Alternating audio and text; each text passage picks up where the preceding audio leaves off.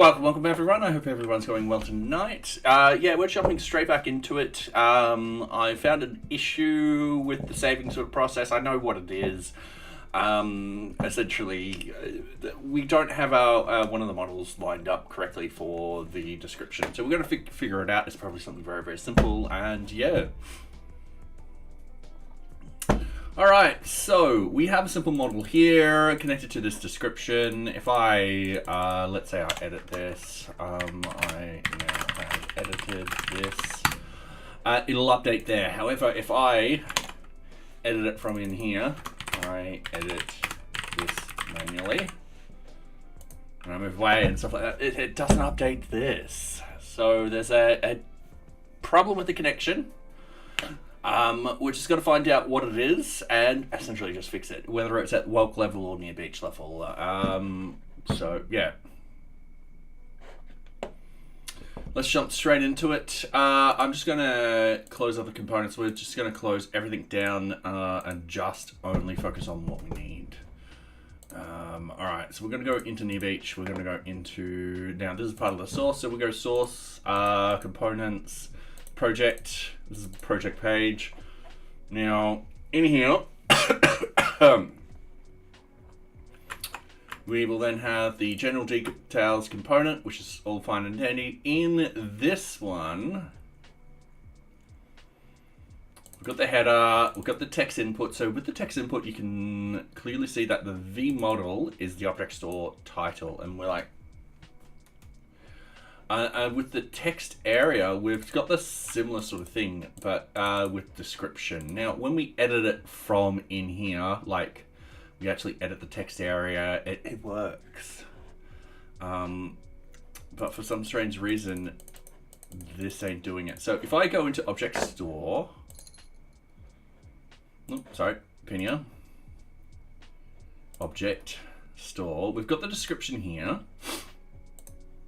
We've got nothing set up here. So if I actually write something in here, writing at store level, and I'm just going to save that. So that does a commit. We can see, if we go to the components, we open up the route, anonymous, base, project, general, anonymous, with the Welk text area, that the model, it doesn't do anything there, which is, yeah, a bit of a concern. If I write in,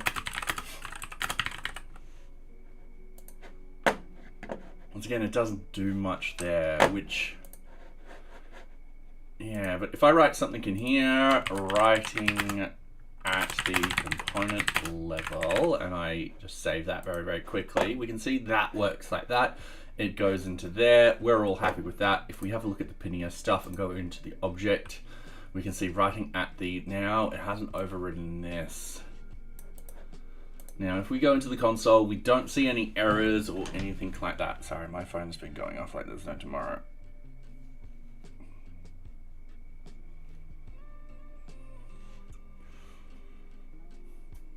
All right. Oop. Sorry, just bumped my keyboard. So I don't know what's going on. Sorry. Whether this is at the Welk level or whether this is at the NearBeach level, we'll find out. So I'm just going to open up WebStorm. I can't type.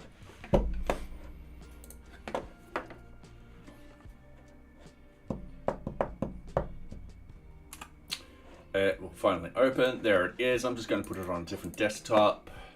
I'm going to make sure that we've got the latest code. So we'll just keep pulling in. Yep, everything's up to date. Cool. Sweet. And we're on an ad break. All right, for those on YouTube wondering what's actually happening, we run ads every half an hour on Twitch. Hey, Nocturnal, how are you going? How's your Easter break?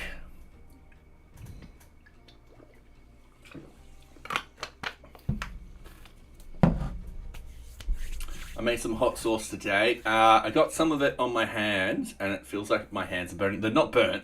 They're not burnt. It's just the hot sauce is burning. That's how hot it is. So yeah, pretty hot sauce. So was washing the stuff afterwards and I was coughing. So, it's going to be really good hot sauce. None of my friends want to try it. They know how crazy hot I can handle and stuff like that.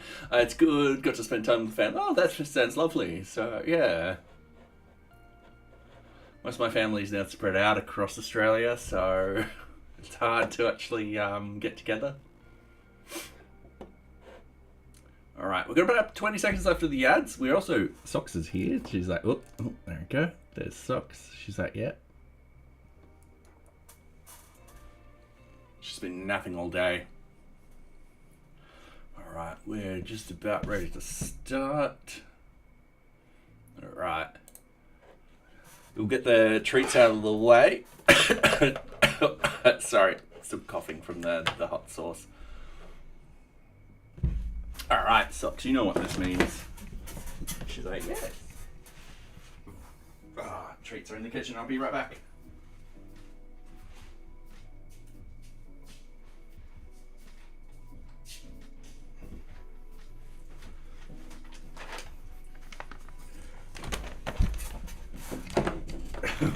Yep. Socks likes it when the camera's pointed at her because she knows treats will come shortly. Stay in your bed. Good girl. You know these treats are coming. Oh, dropped a treat. There it goes, Socks.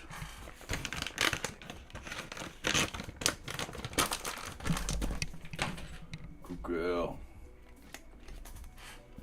For those wondering what's happening on YouTube, on Twitch we have a redeem where you can feed you can feed Socks some treats.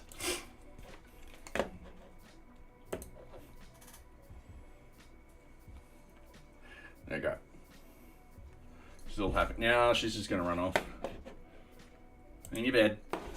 Yeah, there you go. She's got a treat, she's running off. Alright. The usual, got treats. I'm out of here. Boy. Alright, so we've got Welk. I'm going to close the select because the select looks like it's working. The text input is working. It's the text area that isn't. So I'm going to put the text area input on the right just for reference.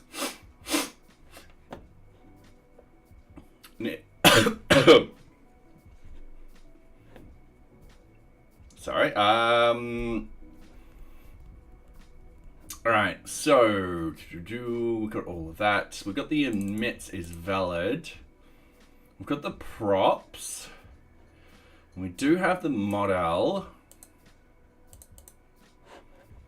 And if I scroll up on the text input, I'm just going to quickly compare these because they should be pretty much the same. So we've got the props, we've got the label, we've got the placeholder text, we've got the tooltips message. Yeah, we've got the tooltip title, we've got the validation rules, easy done. That's stock standard sort of stuff at this particular point. We've got the defined models. Oh.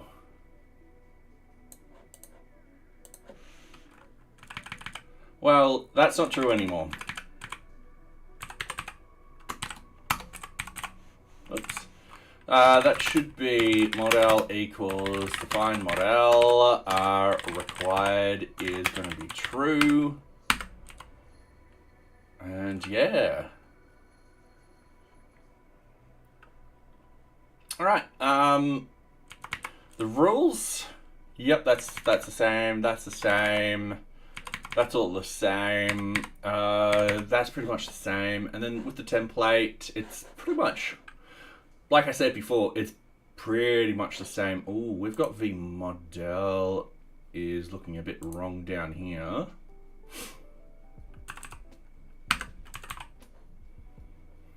I'll get rid of that. Now,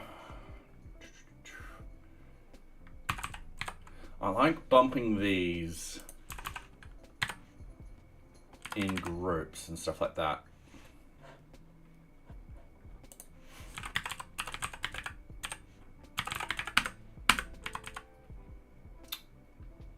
Oh.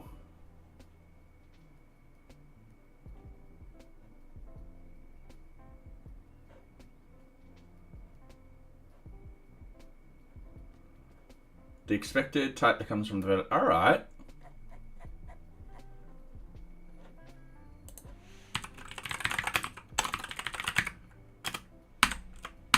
Oy, I hate when the escape key doesn't work. I am just going to do a couple of that, just to break those down a little bit. There we go. Oops.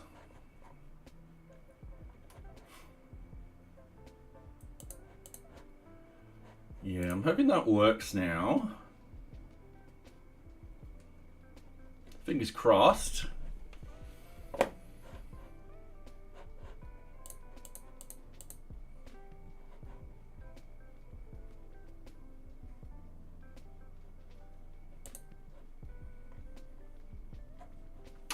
We're gonna have to test it.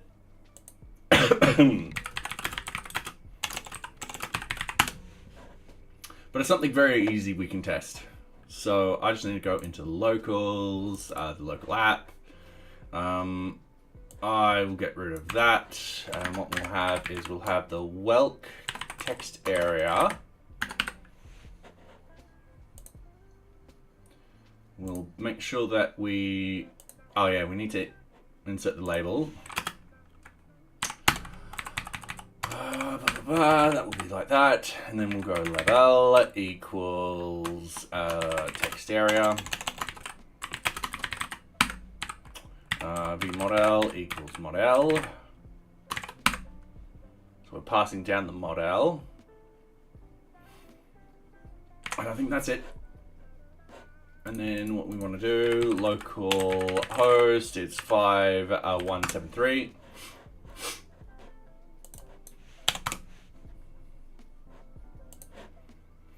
Maybe not. 5174.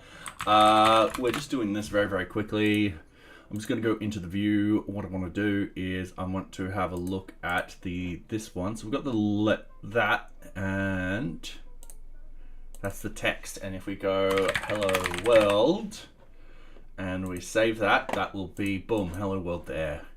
And if I change that again, oh no, boom, it changes there. So I had a problem here where essentially I just didn't set up the model correctly. Now we do need to define it as a string. Excuse me. Because yeah, this is a text area. And that's pretty much it.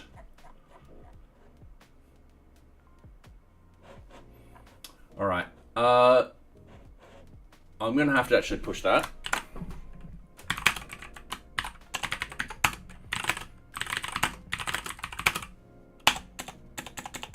Oh, all right. Get. Oh, what did we do with the select?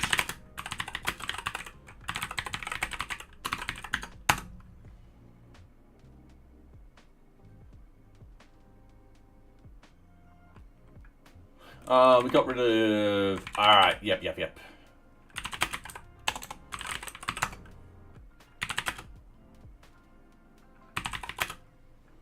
All right. Source components text area. I don't text input. I just want to see what we did with the text input. Oh yeah, we moved stuff around. That's perfectly fine. So what I'm going to do.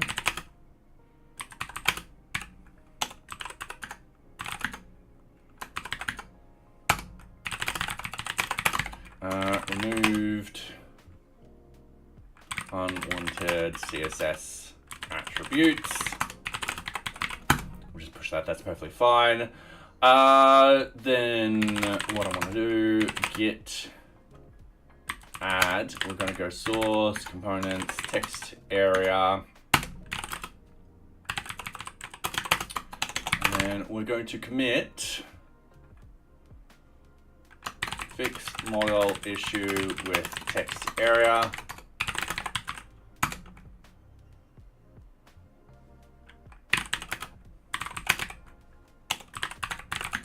Git add text input. All right, cool. Git commit. This is just minor change attribute ordering. Yeah, that's a nothing commit. And then I don't want the changes done for the local view. That's perfectly fine. Now, the one problem is I can't deploy on this computer. It's because I don't have like a YubiKey or anything like that.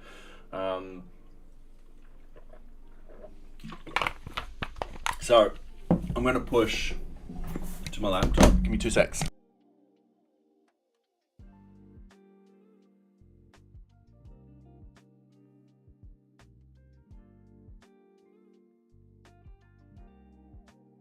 So I just had to mute it just in case the podcast I was playing was going to start playing. Don't want that happening. All right, new tab, cd into welk. I'm just going to go do a git pull. It's going to pull those last changes we just committed. I'm going to go npm run build just to test everything to make sure that I've done everything correctly. I should have done that on this system. The target project appears to be in trait script, which is new bundle compiled engine. Consider upgrading the API extractor. All right, there's something that we could potentially do. We'll do it on. We'll see. Just wait. See if that's actually happening on here. So if I go npm run build. Ooh.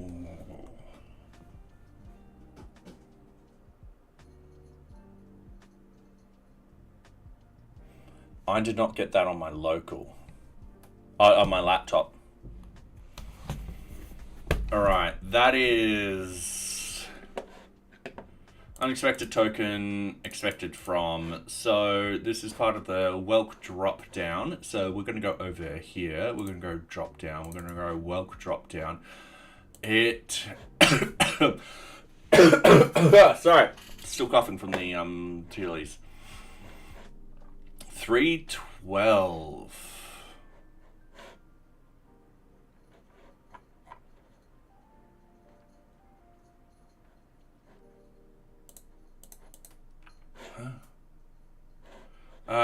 Unexpected token expected from.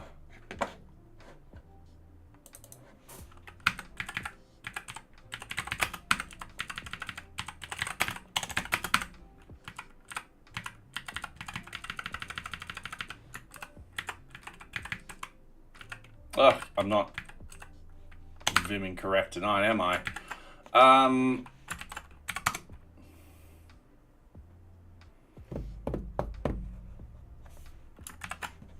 Really, I want it like that.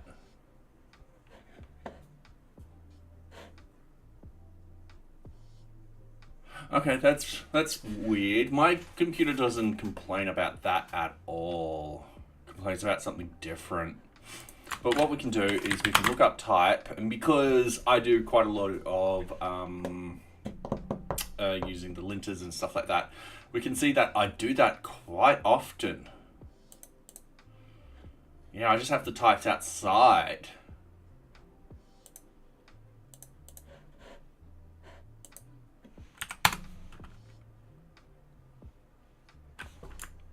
Expected. Oh, hang on. Let's welk date time. That might be something different. That's on line 30.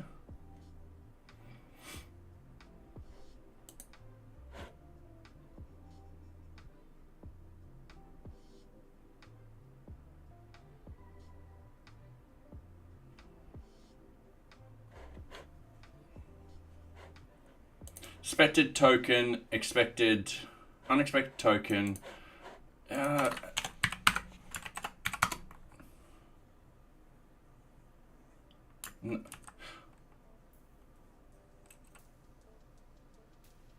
Where, all right, welk number input.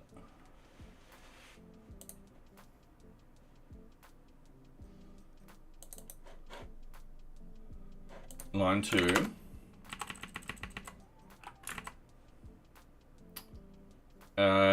Unexpected token, expected.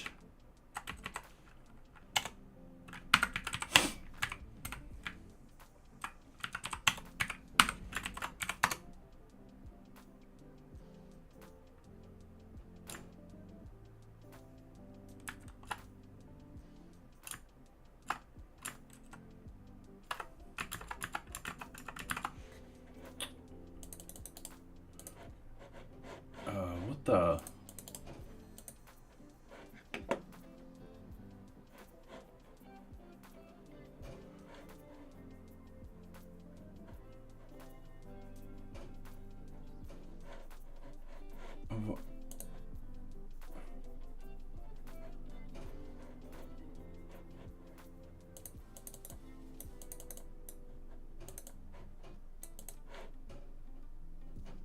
All right, let's just do that. Can't read it like that. So what I'm going to do, I'm going to delete all the node modules. Easy done. That's not a problem. Now I shouldn't have any the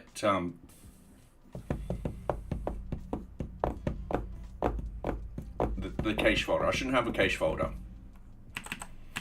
I'm just going to go npm audit, npm install.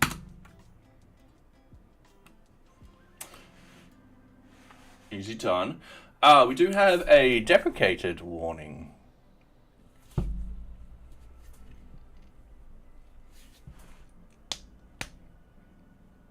But a lot of this,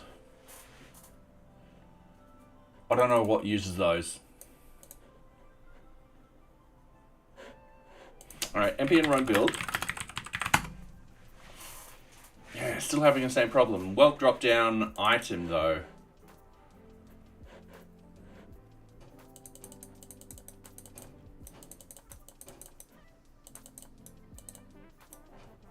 All right, I'm not. Tell you what, it's working on my computer, on my other on my laptop. I'm not going to worry.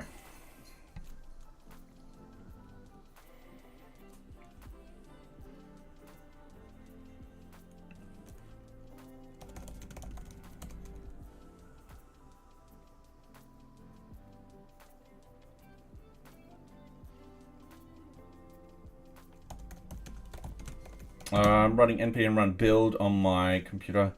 Oh, now I'm getting it. All right. And all I've done is just an npm install on my computer.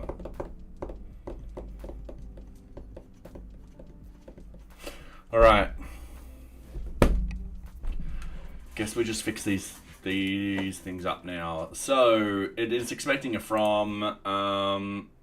Oh, sorry about that. That's actually me.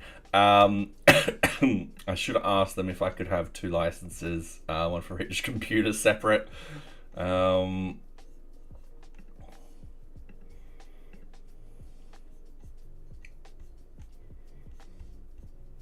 right. That should be that. Let's just go reactivate. It should shut down what's on my laptop. That's perfectly fine. We are going to have a look at these, and we're just going to go type. Whoops.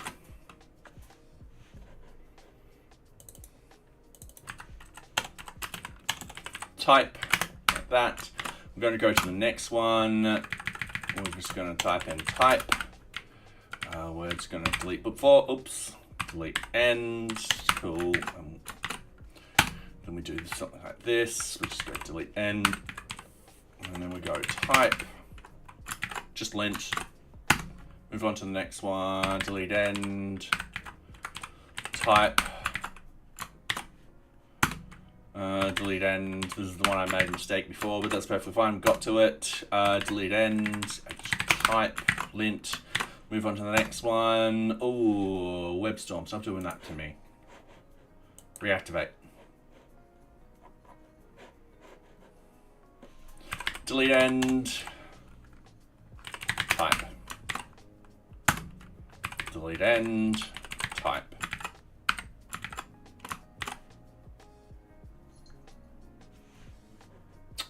I should mask these to what I'm just doing. Now Vite has a problem.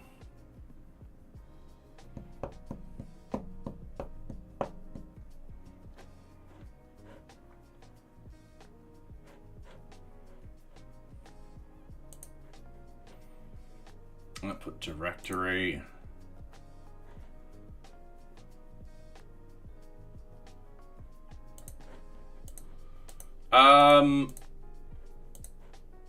Just because I can do it myself. All right. Give me a minute. I'll probably answer that.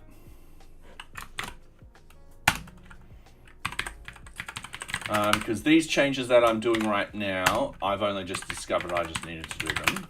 It's always worked with the typing outside of it, but for some strange reason it stopped doing that.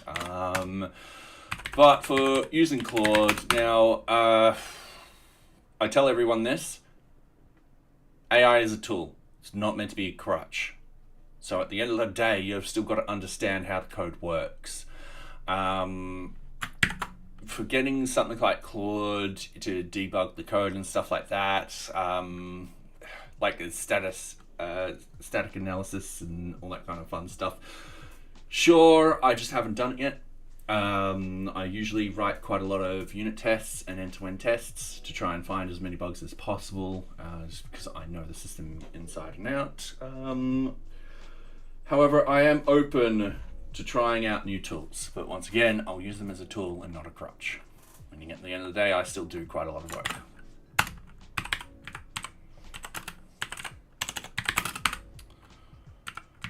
Oops.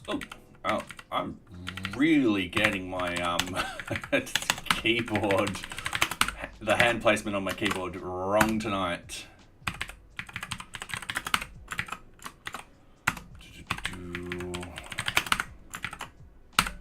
All right. As for why object literal may only specify known properties, output directory does not exist in plugin options. DTS. What's that one again?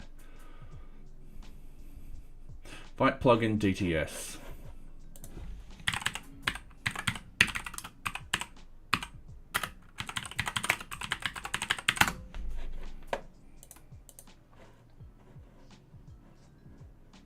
Use the out directory option. Default behavior is not special. So what's the matter? And we've got output directory. Output directory, should they?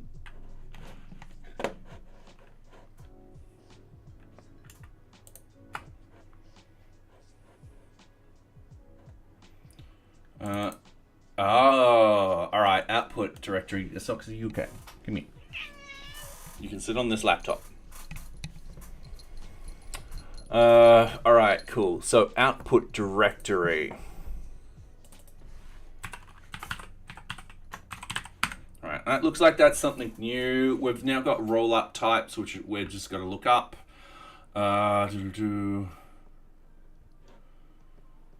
We don't actually have that.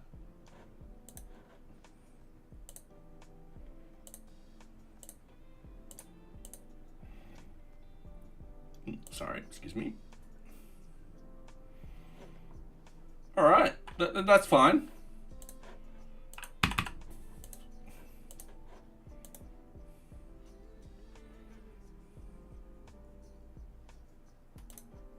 Okay.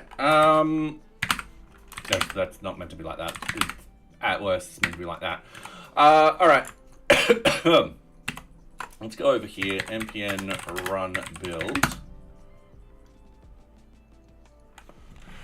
Okay. So I need to look at my screen. Your tail's in the way. So the workday time is just not wanting to compile. I'm just going to have a look at my package manager. Just give me 2 seconds. The packages. These are all the packages we need. Oh, that's for NearBeach. Sorry. These are the packages that we need. Gonna scroll down here. So we've got our usual scripts.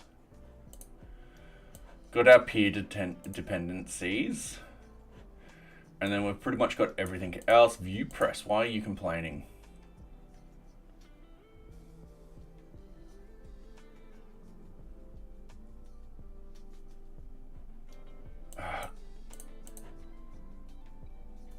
I don't know why that's complaining, but I don't care. We should have the Vite browser plugin. Yep, all right, and invite plugin DTS. All right, cool.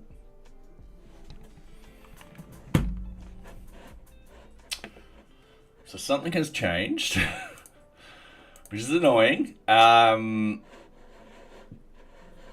I'm not too worried about it. All right, just means I've got to go through, make those sort of changes that it's complaining about.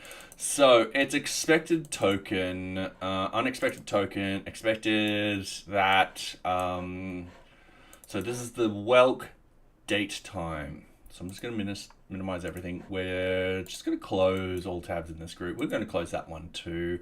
We're going to go source components, not composables. This is going to be the date time and the whelk date time dot view and number 30. Now the problem is that's it, but we don't have something over here. It's like saying it's on column 31, which makes me think something's gone weird.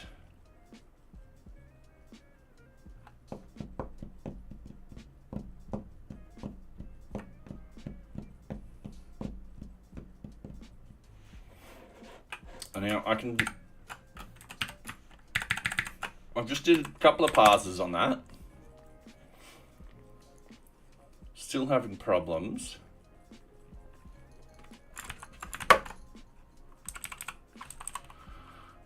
Yeah, this is a weird one. Because there's not much in here. However, there's stuff we can get rid of. Invalidate error, invalidate supplied. Alright, cool. That will be part of the validation now, so we can actually get rid of that. Is disabled. Oh yeah, that comes through. Is required. That's actually part of the validation. Label is definitely required. Max date, min date, those will be validations. Required area description. Required text.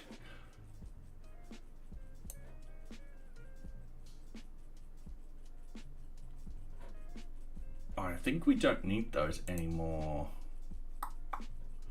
Give me a couple of seconds. Let's actually have a look at the text input.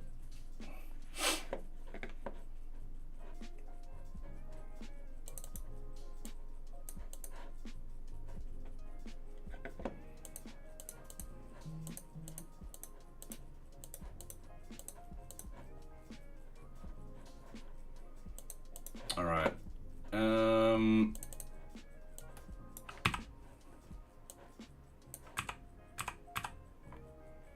Yeah, we don't need as much anymore. We're gonna have problems on this now.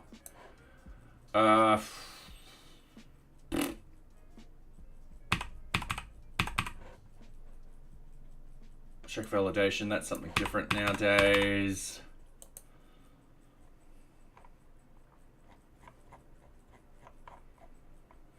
Tell you what, I shouldn't delete it, no.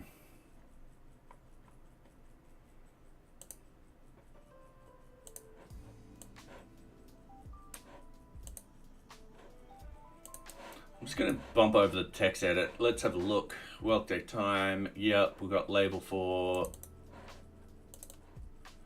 Yeah, we do things absolutely, completely, and utterly different.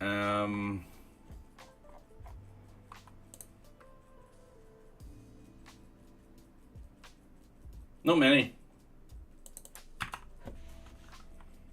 Nothing against them whatsoever. I just haven't needed to.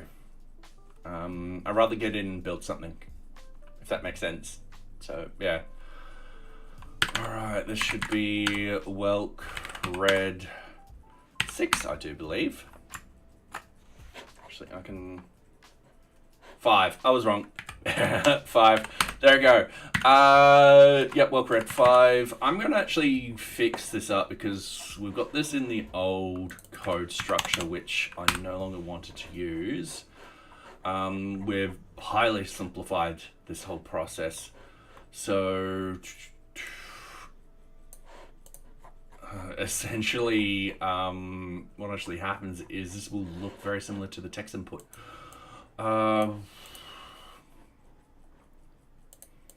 We will need to handle the conversion and all that kind of stuff, but I don't need to write that today. I just need to get this compiled. So this will define the emits.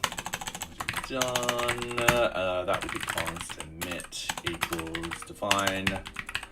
Emits is valid, very similar to everything else. We define the props. I'm just going to copy and paste. That's going to be exactly the same as the text input.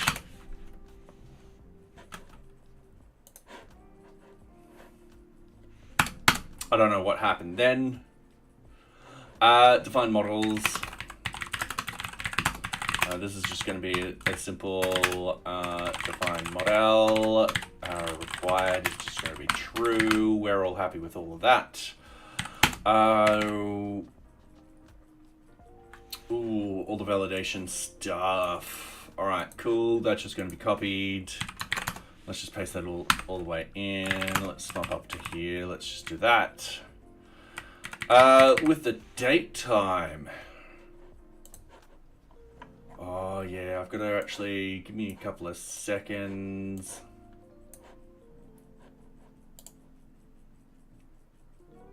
How many years have I been in the field? All right, I have a really weird way of how I got there. So I actually learnt maths first. Oh, do I have this plugged in? Oh, I do. All right, give me 2 seconds. I've got my tablet. This makes it easy. So I actually studied mathematics at university. Oh God, that's thick. Maths. And whilst I was studying, we learnt C, MATLAB, and Maple. Each because they all do their own different sort of thing. Whilst I was still studying, I actually got a job, and essentially inside the job, what I was doing is building very small database solutions. We're talking just simple applications. So I was using C++ with the Qt framework.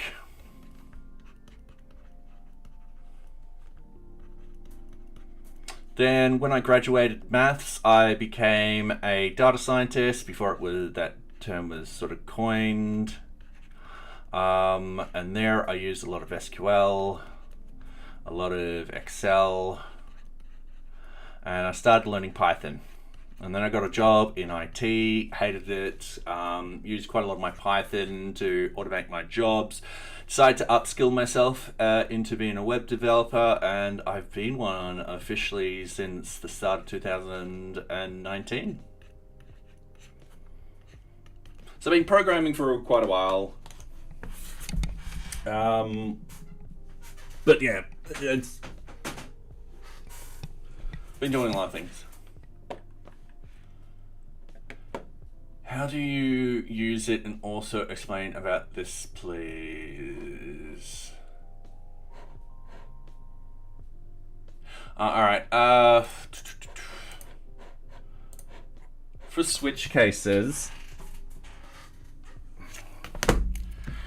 usually if you got something like if A equals, let's say 0, then we do something. So you add code in here, and then if you got an else if, I'm just shorthanding this, A equals, let's say, actually, let's go in the negative. Let's go less than equal to 5, then you do something else, and else if, and so forth and so forth, so forth. It's just another way of how you can combine if else's together. Usually if you're just dealing with one variable. A good sort of case is if you want to handle something in a different way depending on that particular value. I'm on the wrong sort of thing here. Let's just go down here. I can write some pseudocode very, very quickly.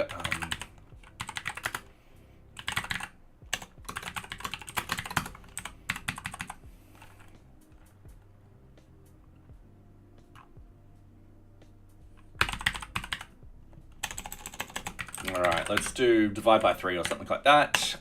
So you might want to go, so let's not do divide by 3.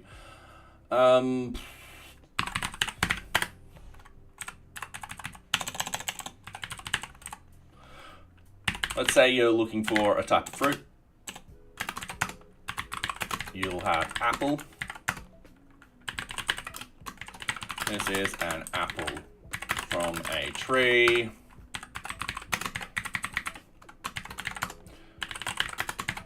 This is a banana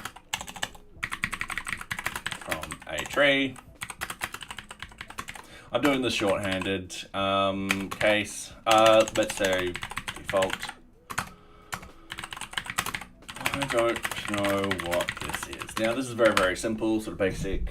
You pass through a fruit. It looks at the fruit and goes, oh, if it is an apple, it returns this. If it isn't that, it moves to this, then it does that. By default, it does that, and so forth with that. It's just another way of doing if else. It looks a lot nicer. It's a lot easier to read, and a lot of people like it. And Osama, welcome, welcome. How are you going?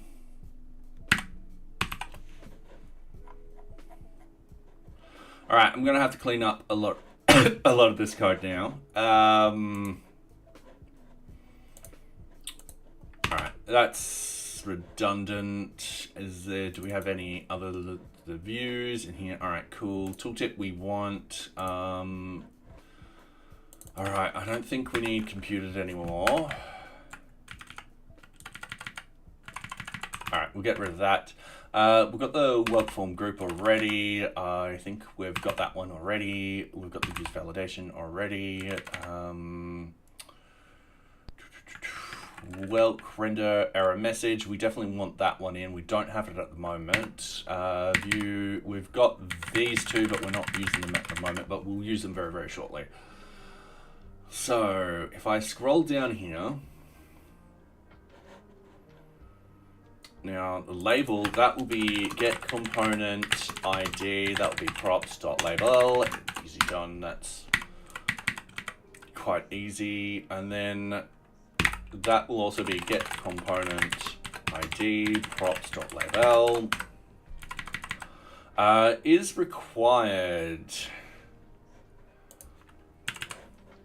We're doing something a little bit different. I'm just doing that. We'll just delete that. We'll delete the required text. We'll delete that. We don't need that. Once again, we're just making this smaller. Morocco.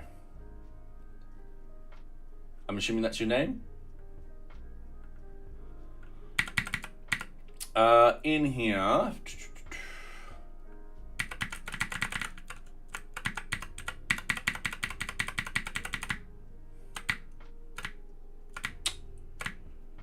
Yeah, I think this just becomes simple now. We just get rid of a lot of those. Delete end, get component ID, props.label.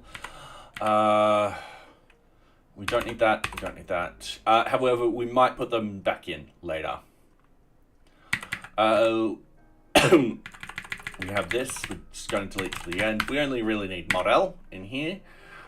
We just need those particular fields. Now, double checking that other one, the placeholder, we don't actually have a placeholder in the name. We do have the name. The ID, we have the ID, and then we've got the type, and we've got that, and that's it. Then this render error message, that actually disappears. We no longer use that whatsoever. We actually have the welk render error message, and it's just as simple as error message, like that.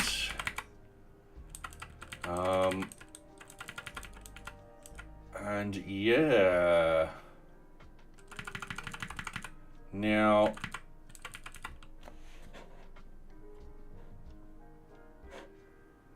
a lot of this will be different now because it should use the same.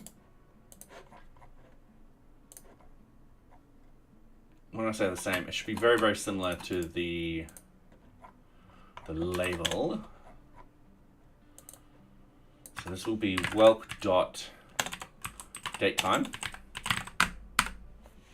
like like that. And yeah, that should be it. Now, let's see if this actually builds. All right, we've got another problem with something else. All right, cool, not a problem. The Welk select.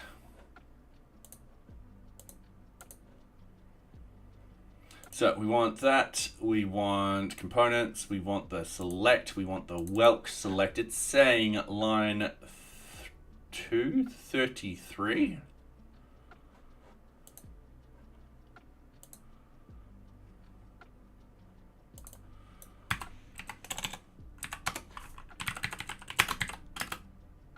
Oh, hang on.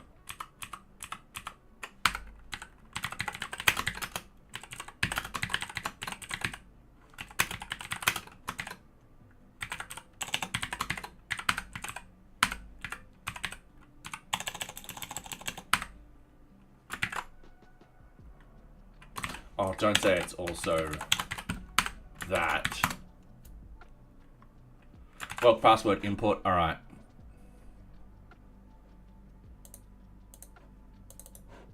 I just want to try one thing.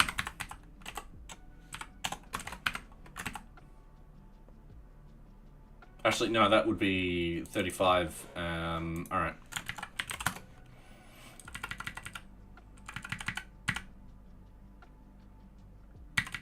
There's nothing there.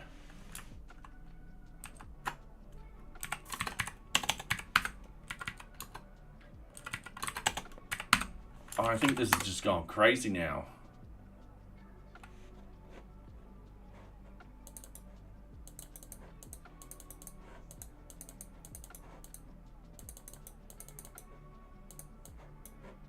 Well, date time. Get rid of that.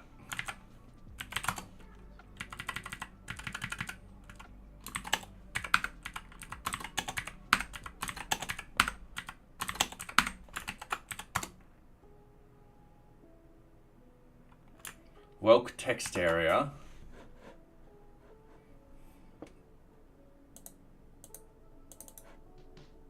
$35.20.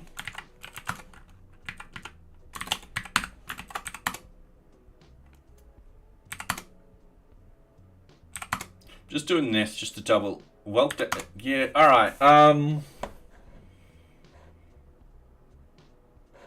What the fuck? Welk number input.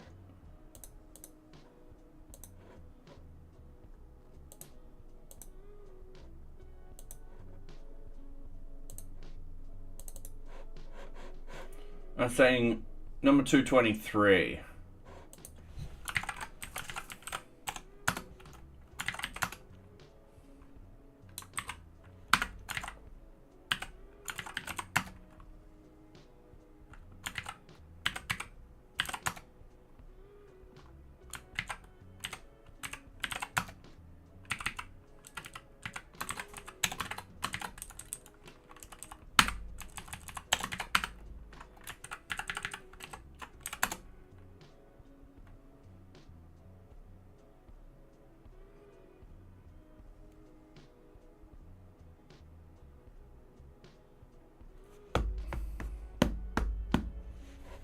Welk tabs. I think this is sending me on a goose chase. 213.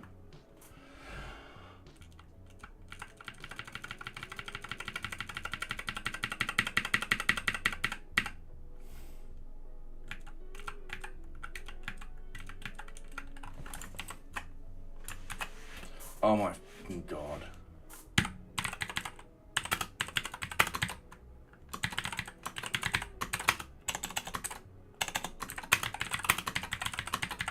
Is it really going Humpty Dumpty over that?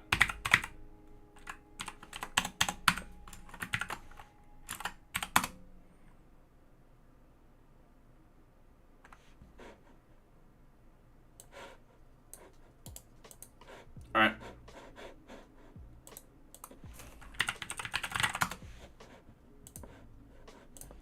All right, let's go in this mode. The code for that area is, this is the bulk drop-down item.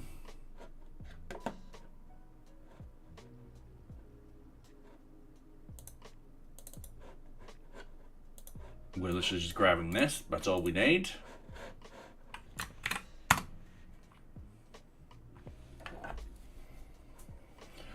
Flight error. Unexpected error is likely caused by the parser in the view, struggling with the import type syntax or conflict between the script. Alright, cool. Change the import syntax, some of the version of the with. Alright, cool. Inline syntax. Try and move the type keyword outside the braces. We did this before and then we reverted back in and complained. Tell you what, that's fine. Let's just piss it all off.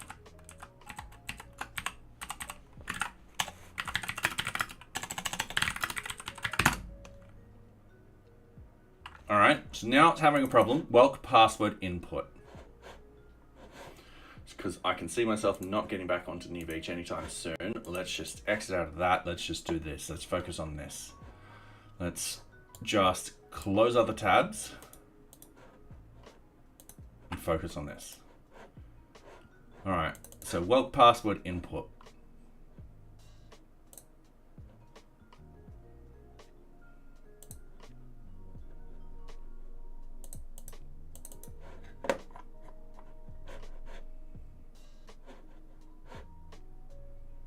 It's having a problem with 35, which is this down here. Alright, that's a different sort of thing. That's fine.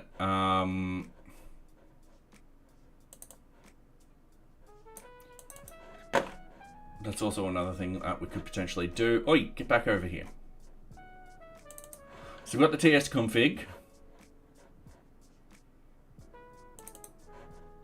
We've got the DTS, we've got this. This will be output directory. Rollup type says no more. And they're saying, oh, I hate that freaking thing. They're saying TS config path.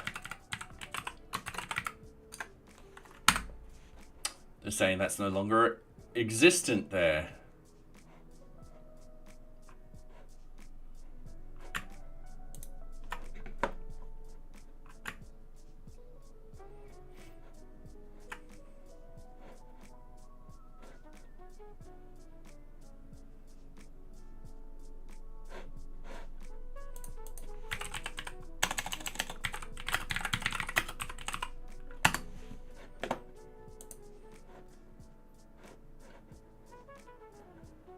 Generates declaration files when using. Alright, cool. We got that. Yeah. Alright, cool.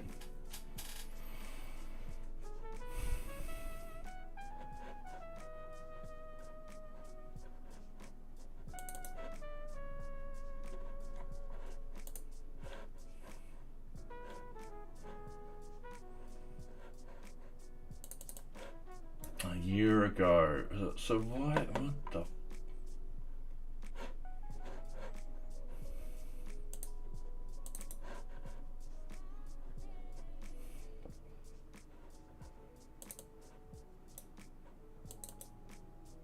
Why am I using such an older version?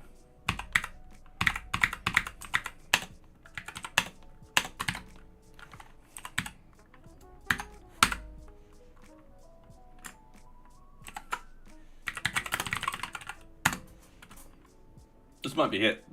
So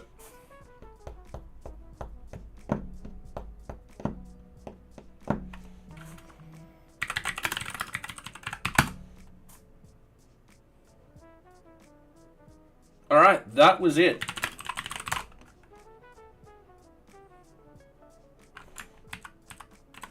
Let's go back into the Vite config.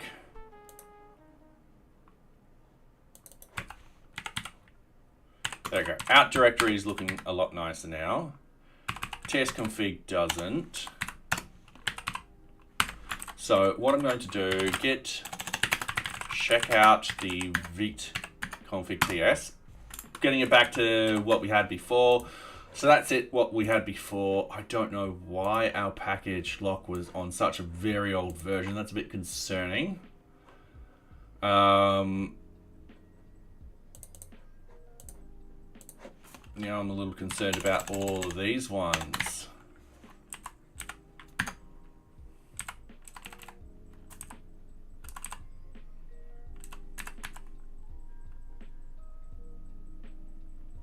Oh, I know that's, yeah, alright. I know those two are fine. Alright, git status, git add. Let's just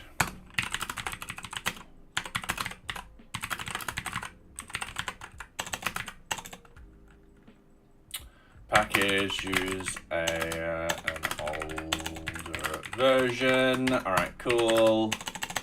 npm run build. Just double checking everything. No warnings whatsoever. Alright, cool.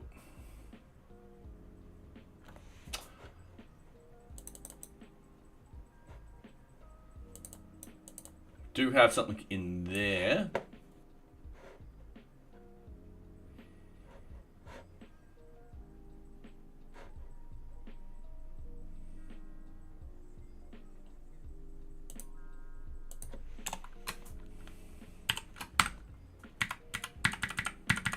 We can do that. Just like npm install. Let's double check everything. npm run build. Make sure it builds everything. Appears to use considering upgrading the API extractor. All right, easy done.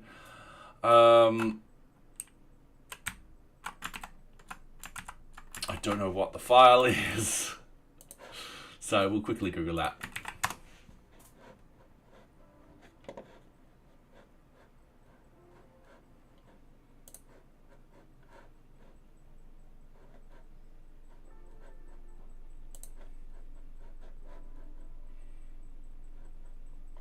It's fine. I don't care. Status add update to npm packages. Just push that again. All right. Now I'm going to push Welk, but to do that, I've got a git pull on my laptop.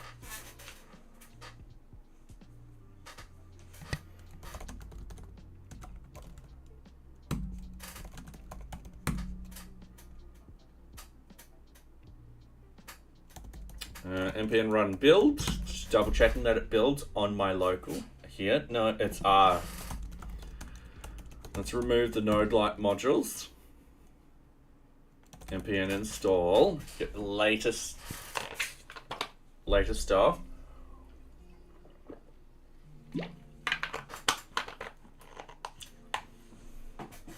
Ooh, warning.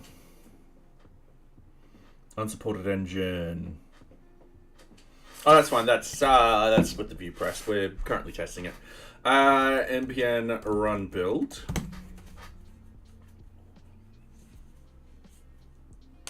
All right, cool. npm audit. Cool. npm login.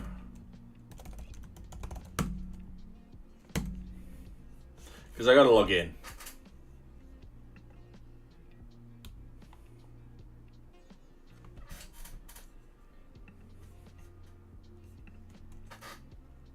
And then npm publish.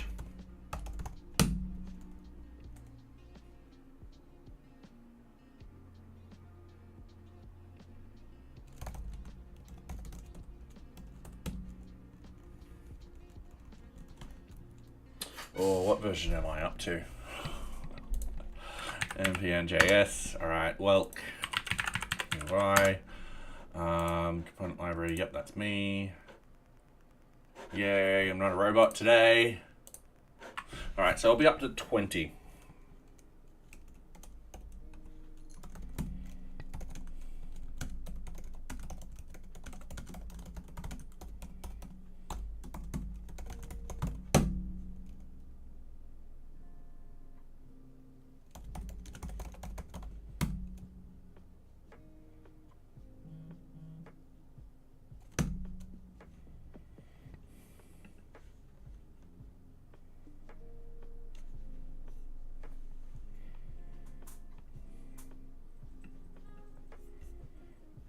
All right, published. Done. All right. Now we can move back onto NearBeach. So I can close this. Yeah, we can exit. We can open up PyCharm. We're back at NearBeach. What we want to do is we want to minimize everything. We want to open up this. We want to go into our package.json. We want to scroll where we've got welk. We're going to change that to a 20. Done. We then want to go over here. I'm just going to exit out of that. That's perfectly fine. npm install. There we go. We're all happy with that. And then we're just going to rerun that one. Let's go over here. Let's start this. Let's jump over here. Let's close all of these because now we're sorted. And we've got our local stuff. Now, if I type something into there, let's see if our Vue stuff updates. So, there we go.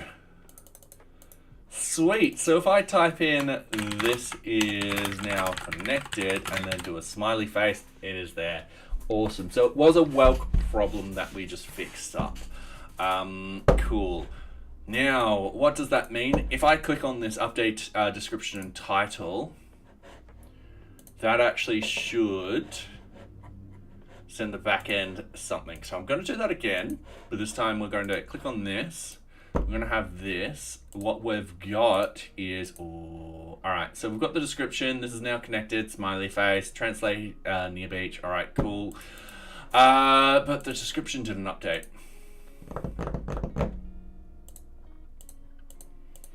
So we haven't connected that up just yet, which is a bit of a bother. Not a problem. Let's figure this out. This is just a couple of bugs that we've got to solve. This will be part of the views API. This is part of the project API view. So in here, we've got the create. So we've done the create we're happy with. We've got the destroy now. We're not too worried about the destroy. The destroy in itself actually doesn't really destroy it. It actually just flags that it is to be deleted. There's reasons why we don't delete stuff and we soft delete stuff. Gonna sneeze. All right, sorry about that. Now the list we know is working. That's perfectly fine. The partial updates, we don't know. We haven't actually tested this. This is what we want to test. So we're going to put a breakpoint right there. In here, what we're going to do, we're just going to click on that. As you can see, we've got the please wait there. We're all happy. As you can see, this is all done. We've got the project. Look at that. We have the project. So we'll hover over the project. We can see that. Yeah, that's the project, all right. We serialize the stuff coming through.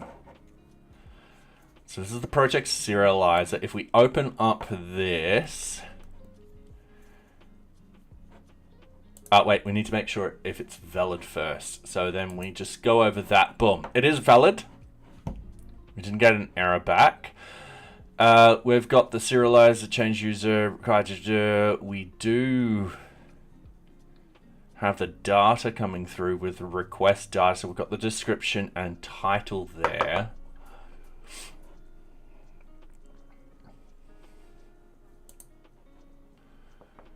So if I open up, oh yeah.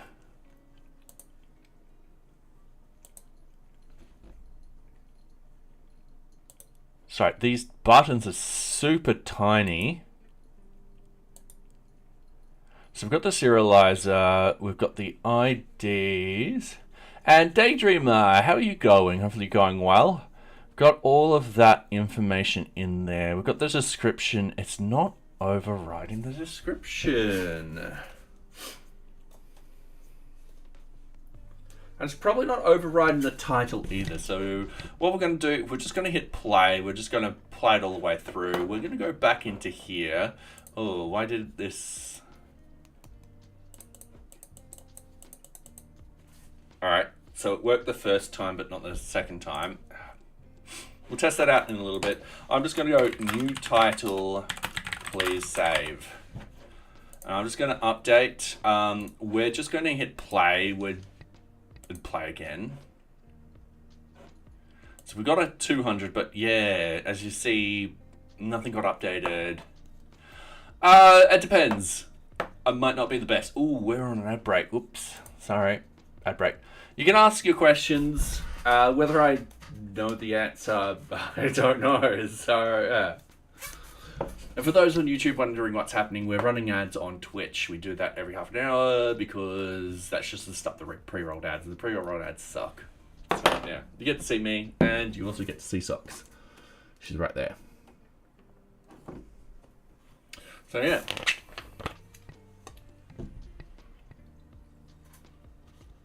We've got about 10 seconds left of the ads.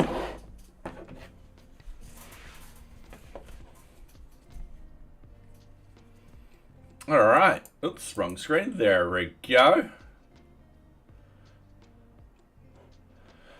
So we're not saving the partial data in here, which is blatantly annoying.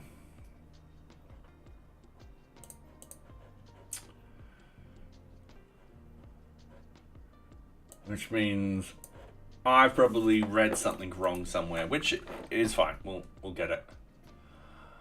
I'm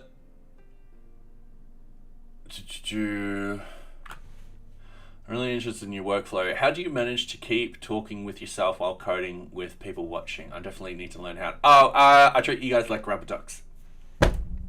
That's my secret. So, if you've ever heard the terminology rubber ducking, rubber duck debugging. Let me press those keys again. It's essentially explaining the problem to something, and by doing that, you actually figure out the solution. So it's what I'm doing constantly because I've done something wrong in my code. Doing that means I figure it out. Yeah. Anyway, what we want is Django REST framework partial update. So I've done a mistake, and also I do actually have a rubber ducky. Its name is called Bin Chicken, and it's a little rubber ducky with a little welder's helmet with a little. Why? Because it looked cool to me. All right.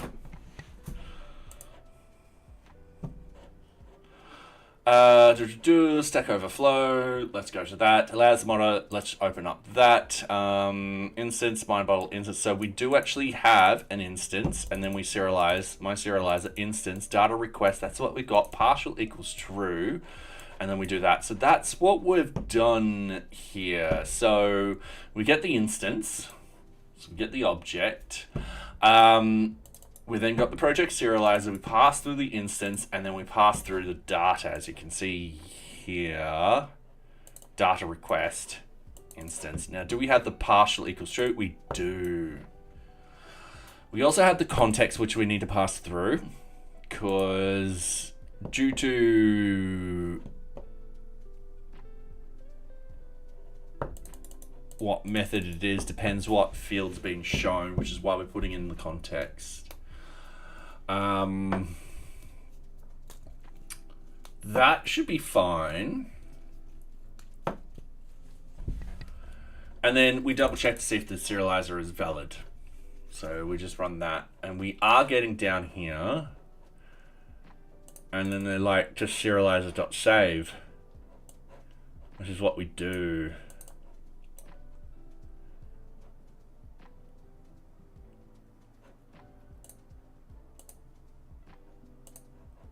Now, I don't know if that is causing a problem.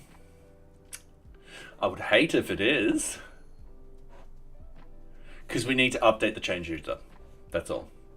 I'm just going to bump that so you guys can see. Let's just go to the first answer. I went digging into the source code of the REST framework, found the following. Why do we need to specify the put method replaces all patch method is used as a partial modification to a resource? Great. Generally speaking, partial is used to check whether other fields in the model is needed to do field validation. All right, cool. Probably not what I wanted.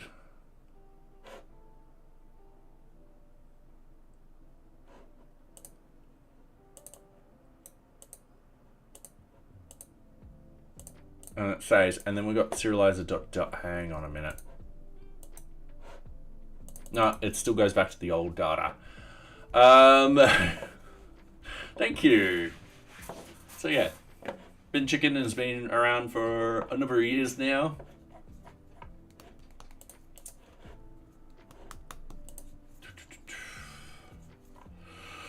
All right.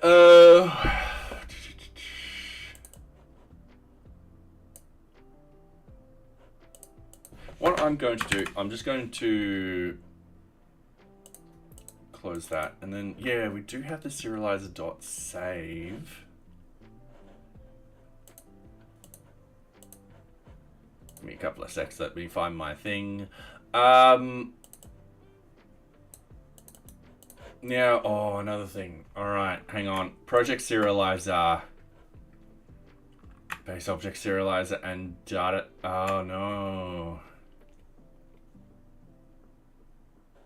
Oh no. There's a model project. Ah, I figured it out. All right.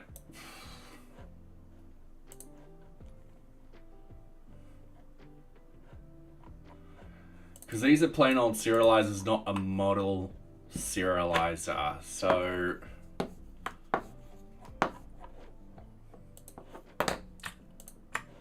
yeah. All right. No, I figured it out.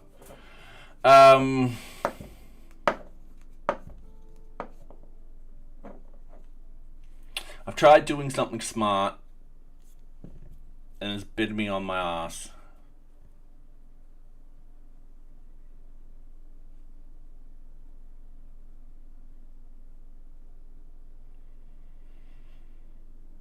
Now the problem is, this will work for a serializer that is a model serializer.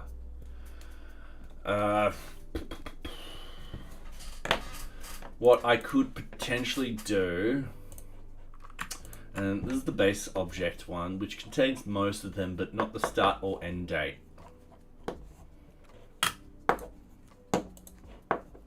And then we've got the extra stuff on there. Serialize dot. No, I need to import these from.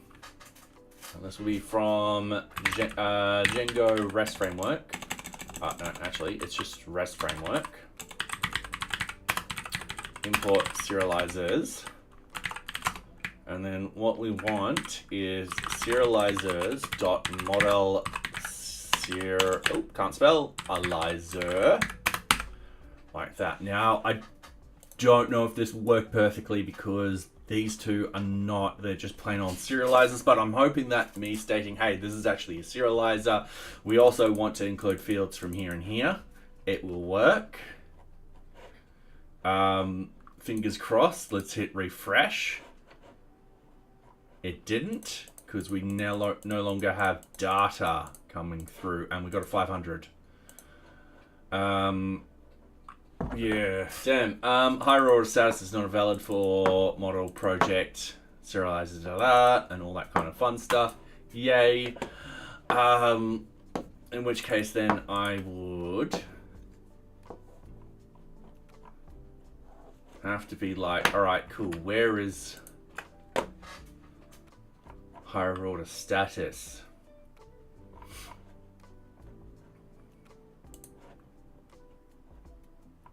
Because there's status, and we don't have higher order status. I'm just going to comment out that that's fine for the moment.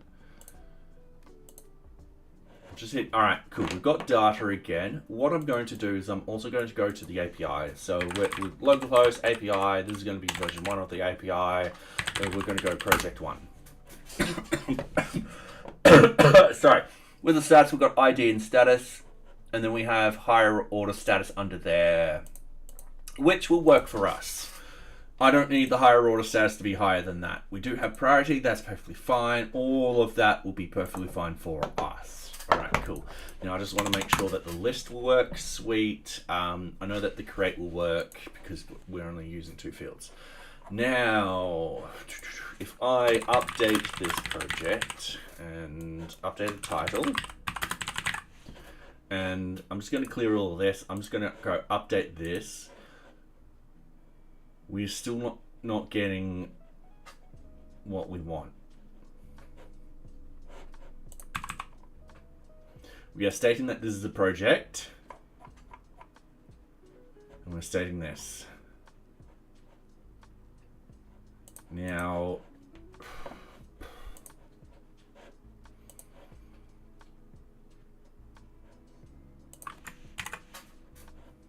I'm just going to hit, got to put a breakpoint there. I'm just going to hit update again. We hit that breakpoint.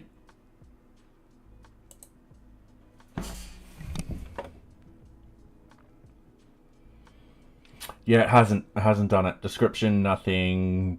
Yeah, that's the old sort of stuff. If we have a look at the request.data, we've got the description and the title in there like that.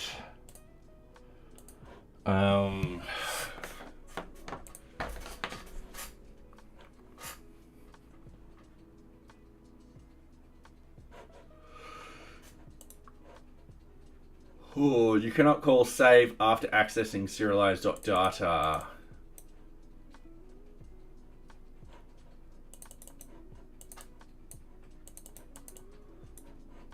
If you need to access data before committing to the database, then now, this has happened a couple of times. What I'm going to do, I'm going to get rid of that breakpoint. I think it's because I'm inspecting it.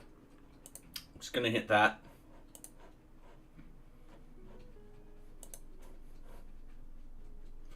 And that's perfectly fine. And then what I can do, I put a breakpoint there.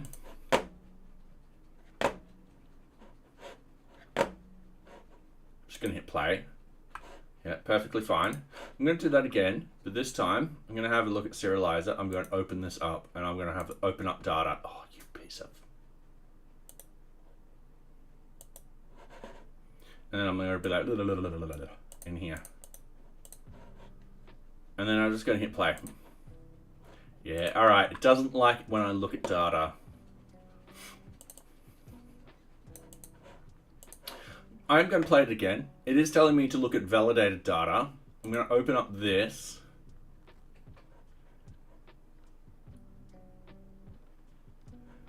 Yeah.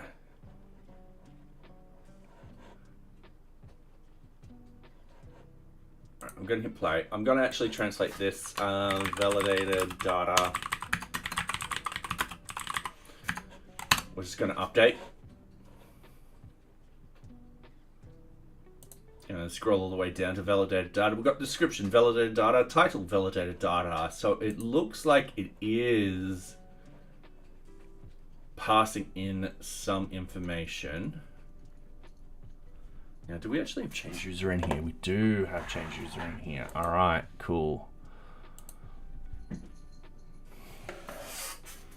I'm just going to hit play.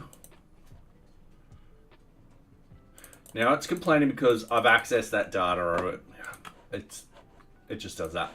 All right.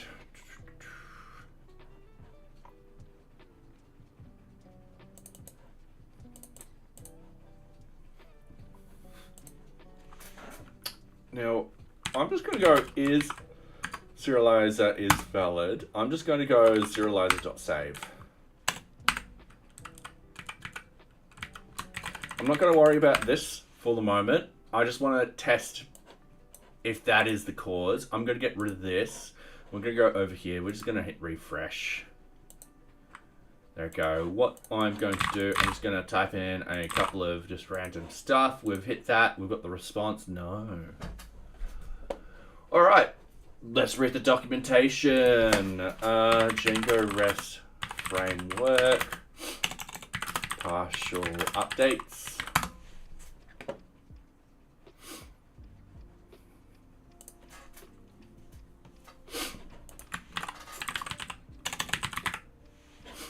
Partial updates. All right.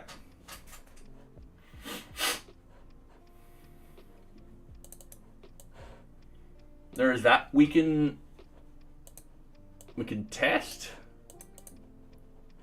By default, serializers must be passed values for all required fields, although raise validation errors. You can use the partial argument to allow partial updates. Dealing with nested objects. That's not what we want. That's it. That's all we have here. Okay. So, I have a theory. I'm going to get the project. I'm going to get... I'm going to ignore those, but I'm going to grab these.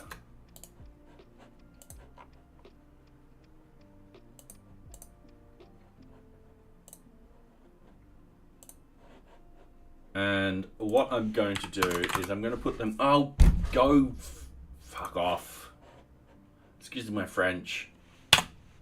But how does that open up? It just drives me nuts.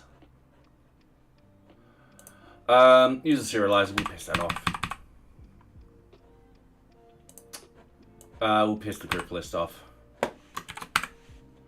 We'll have description. Actually, we'll give you 2 seconds.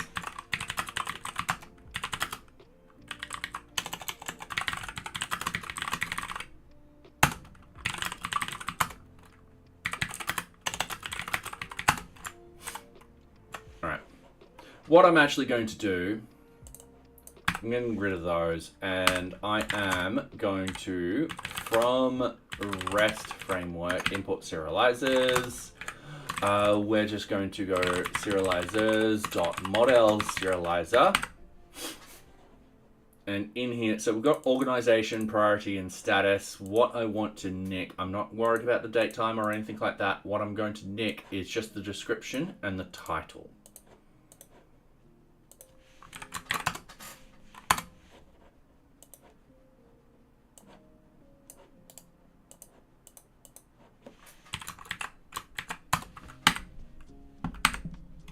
How is that a character? All right. Now, this is going to change the API look and all of that kind of stuff. As you can see, everything's just broken now. We've got a 500 error for getting the data, and higher order status is not valid for the model. Yep. So we want to scroll all the way down, and we're just like, piss off. We're going to hit refresh.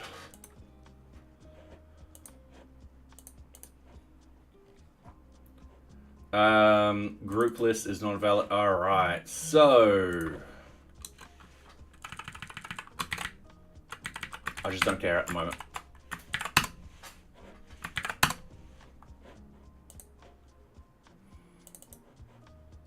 Was declared on the pro. Piss. All right, so I need all priority and status.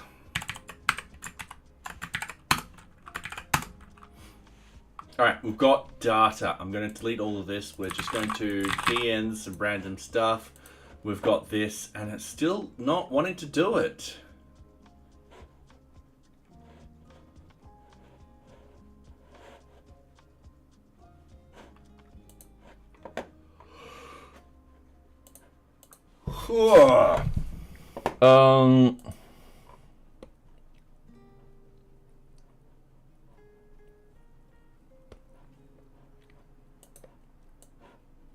We've got that.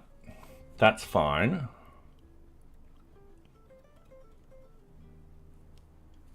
But yeah, we should be filling out the description.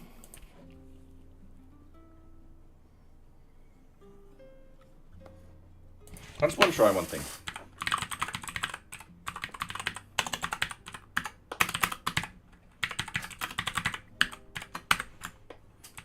Yeah, we'll find out if it works or not.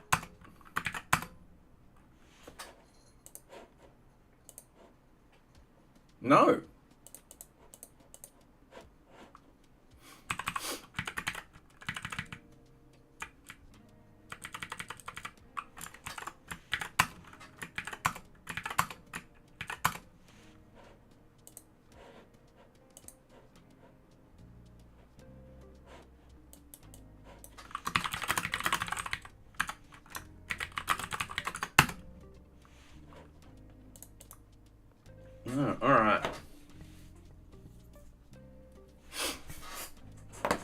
Now, the next thing I'm worried about is a save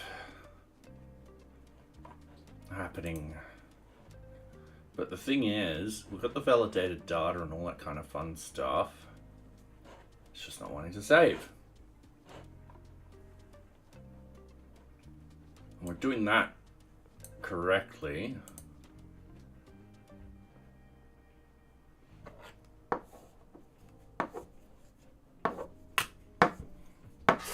The next thing that I could potentially do is look at the fields that are in there and then update the project and then save that. But the serializer should be doing that for us. The other thing is we have to send through the context, which is annoying.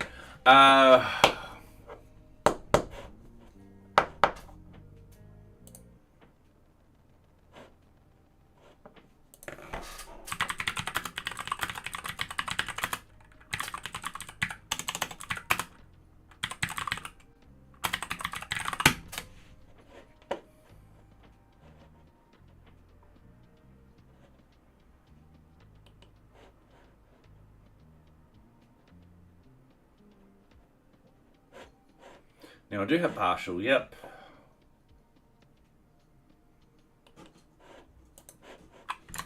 All right, here we go. We're just gonna read a couple of examples. We're gonna go down. We've got the update record, yay. Record accept response zero not found. Yep, all right, cool. So it does, all right, cool. It does a simple try found type of situation. That's perfectly fine. We've got the model serializer record. And then just like that. Serializer is valid. All right, cool.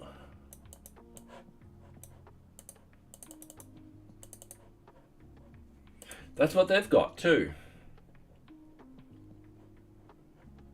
That's actually, no, that's update record. This is patch. We've got partial is true, valid. Yeah, that's not hard.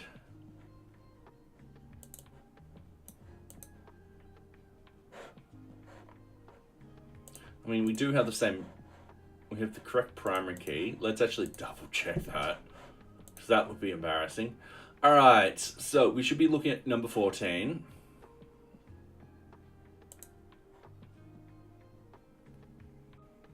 Yeah, ID 14, yep. Primary key comes through as 14, yep.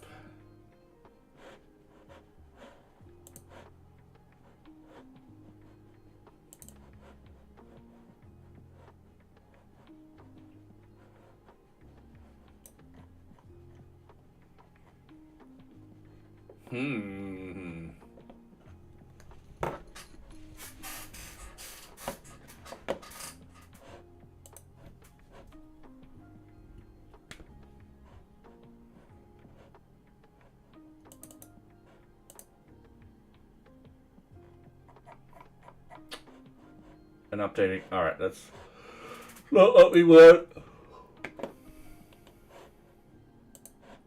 All right, here's piss off. Here's the thing. So from Django import models. All right, cool. Yep. Create the model serializer. Yep. So we created a model serializer. We do actually have what the model is. So if we go into the project serializers, we go all the way down. We've got that as a project. I'm going to get rid of these get fields.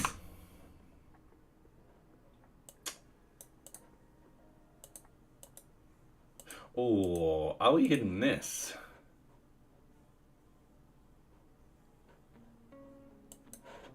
Don't know. Let's find out.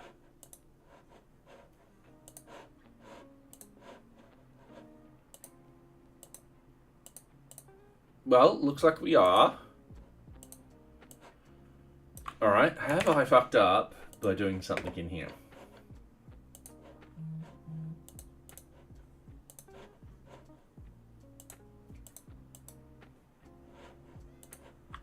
Alright, we're going to delete everything here. We're just going to... Sorry, I should do this so you guys can actually see what I'm writing here.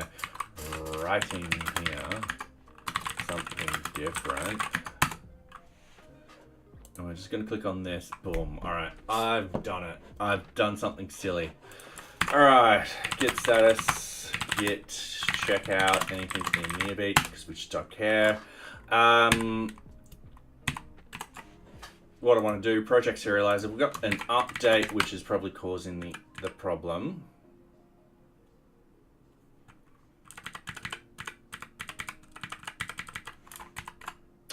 What we want to do, let's just hit refresh so we get the, npm run dev. All right. Let's go back over here. We just refresh everything. We've now got writing something. Added a new title here. Got to have the correct body of text. And what I want to do, I want to minimize that. I'm just going to delete everything. I'm just going to hit that update. Ooh, we got a 500 error. Update must be implemented. Shoot. All right.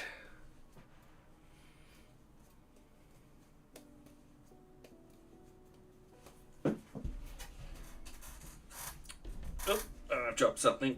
I'm just going to pick it up. Yeah, it sucks. Welcome back. Okay. So I still need this, but Django REST framework, serializer, update.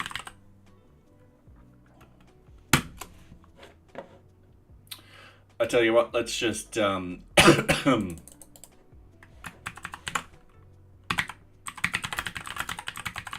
let's just copy and paste that error, and it's just going to be so much quicker. All right, serializer, update, instant, field name, validated, field get, field name.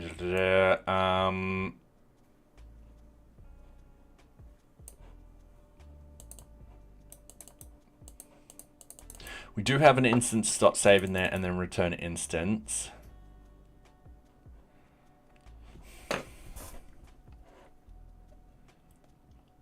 So that's what that's got.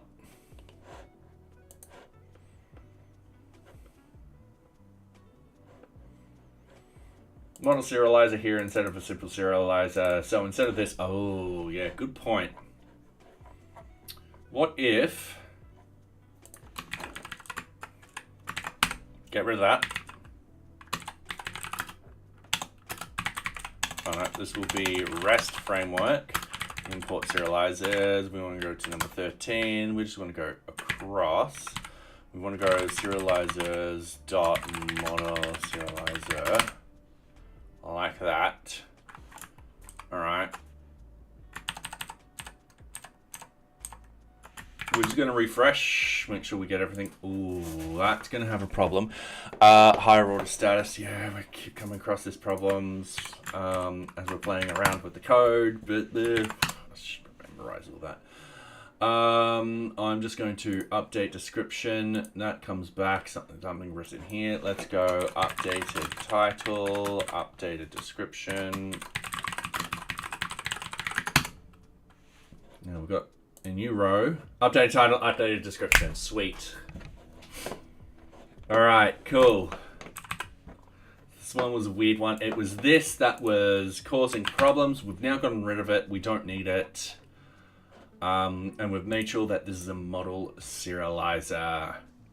Awesome. Okay, cool.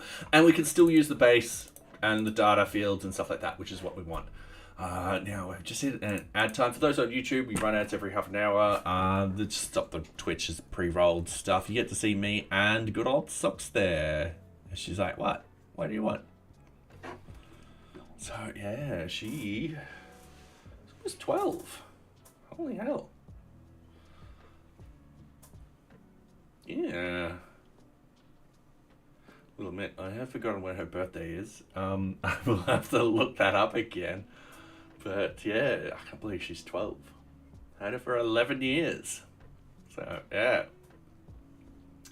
Anyway, we've got about 50 seconds left for the ads. I'm probably going to sneeze again sometime soon. So, yeah.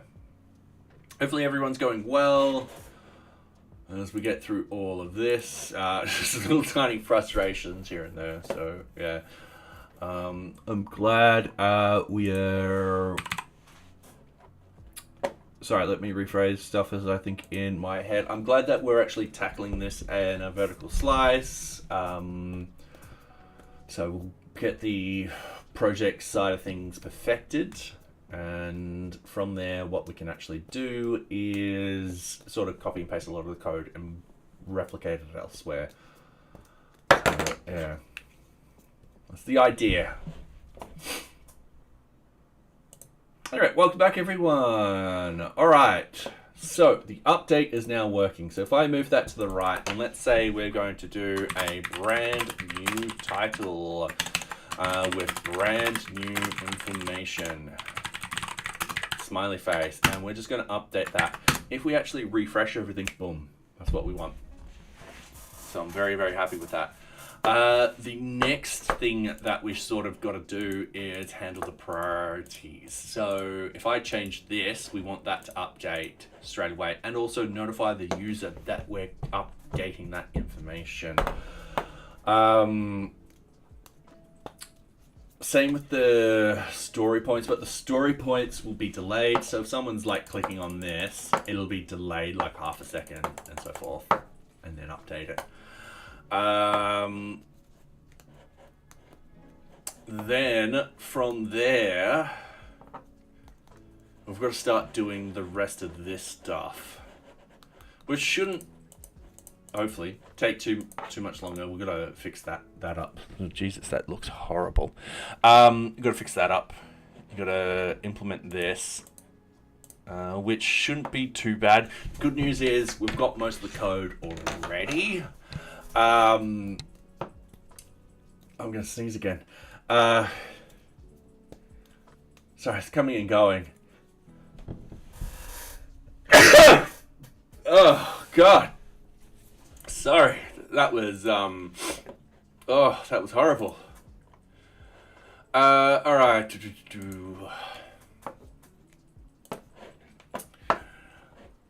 So yeah, we've got, the good news is we've already got code out there to actually deal with the documentation, which would be nice to do. So we'll probably be reusing quite a lot of that. It's just the design will look like this. We can do this. It's not going to be a problem. The notes and comments, we've got most of the code out there once again. The MISC, we've got most of the code out there. It's just getting that design sort of looking perfect. The group access, yeah, once again, we've got most of the code out there. It's just us rendering it out in this newer sort of method like this. And then someone could just do the delete. Once again, we've got a lot of this already out there. This once we get here, this will be pretty fast. We've just got to figure out what we want to do with, if someone goes, all right, I want to add in a new group, and then click on that, what actually happens. Now, another thing that I've just realized is that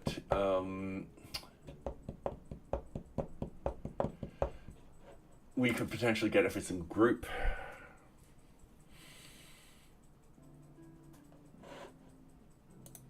Didn't we do that already? Hang on. Sorry, something in my head is telling me I've missed something. So we've got the object metadata, we've got all that. We don't have any of the groups. Damn. Alright. So,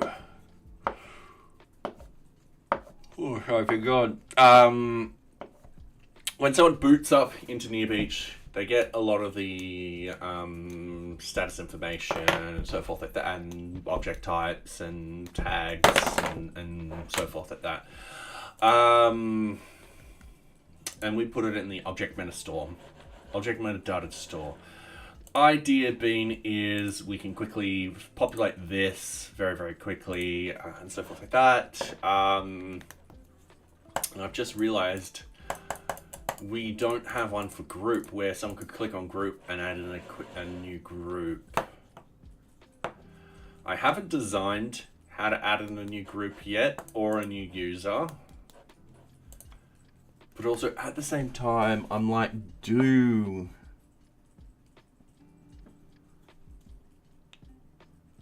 I need to send that information out to the front end when if I'm doing a query to the back end, I can send what object it is and then it can exclude whatever's in there. I'm gonna probably sneeze again. I'm terribly sorry. It's gonna happen at least one day. So I'm just thinking out aloud with this. So what I mean is I can actually store all the groups on the front end. However, when does the user really need all of those groups? Not often is my answer. What we could potentially do is have it so that if the user clicks that, they've got to search for the groups that they wanted to add.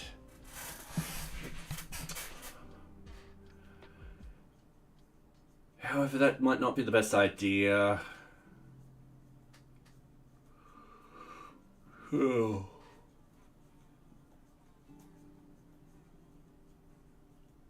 Yeah, I've got to rethink about... I got to think about the design for this. That's the thing, that how this actually works, the UI UX type of stuff, specifically around the user experience. I like the idea of hitting add, a modal or something pops up, or we could have something draw out and they go through the search in here and stuff like that. I will have to figure that out.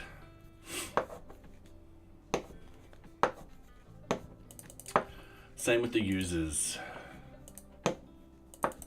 But the good news is we've got a lot of the code already existing in the new one. A lot of that will be ported over. It's just, it will move into the new API format. Hopefully it's going to be a quick change. Stakeholders, that's going to be easy. Oh yeah, I just deleted that. I haven't actually done that. That's meant to say delete or something like that. Whatever. I'll probably go with that. And then you got the customers. Now that will probably work with the same way of these, so I've got to give some thought. As for the linked objects,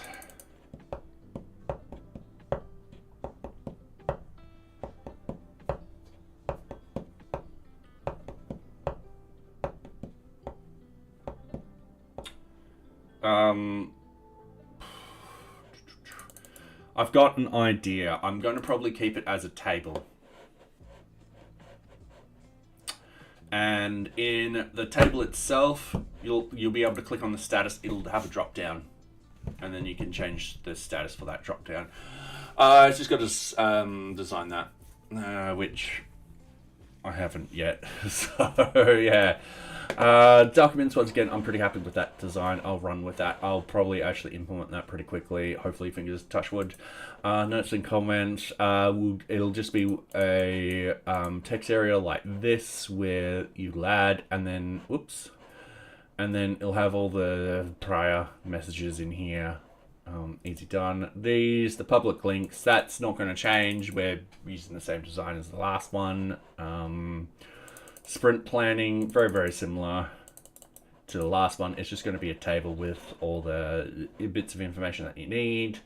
That won't be rendered in as cards. Yeah. All right, let's get back to this. So I need to get these properties updated. So when something changes here, we've got to update it. So if I hit refresh, notice how that goes back to normal because it ain't saving that data. So what I want to do,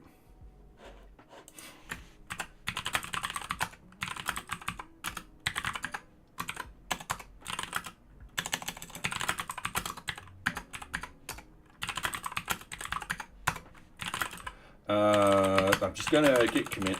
All right, what we're going to say is update welk my version and package.lock our package.json. Easy done. And Zulets, how are you going? Or Shulets, I should say. And Yashman, how are you going? Hopefully you two are going great. Welcome back. So yeah. Then the next thing I need to do, git add git commit. This is for the git commit message. Sorry, this is for fix to project serializer. So partial updating works. She's doing good. She's currently just sleeping in her bed. There we go. There we go. Oh no, I'm sorry about the headache. That sucks. I'm doing good. I can't complain. Had a long weekend, which is nice. So yeah.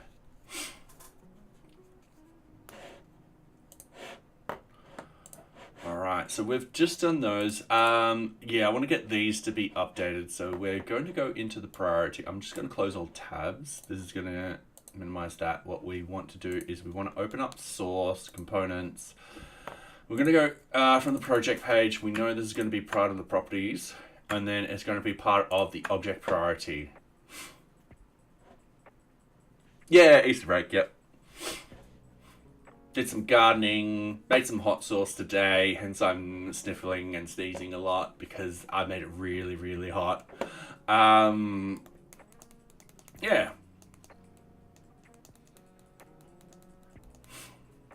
Oh yeah, we've got to do error handling. I've got to think about error handling.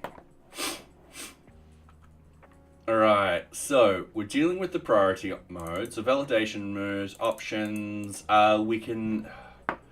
we are watching. So I'm happy with this. So fetch.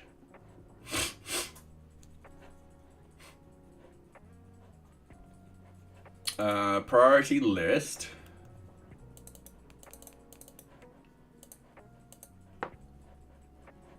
Alright, and then we patch it up. Yep. Cool. And what we want to do is notify the partial saves. Apply a partial save. Now, I know I'm using fetch somewhere else.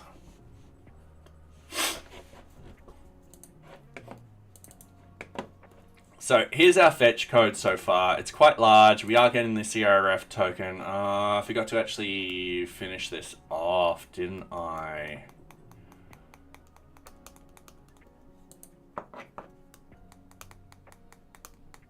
Yes. Handling spicy peppers without gloves is risky business. Yes. Yes, it is. Considering the chilies I'm growing.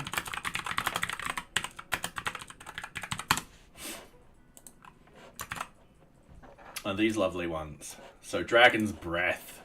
So, yeah, they're very wrinkly. I can attest to that because I love growing these little chilies. Yeah, they're 2.48 million Scovilles. However, there is a little caveat with that. They were tested at that unofficially.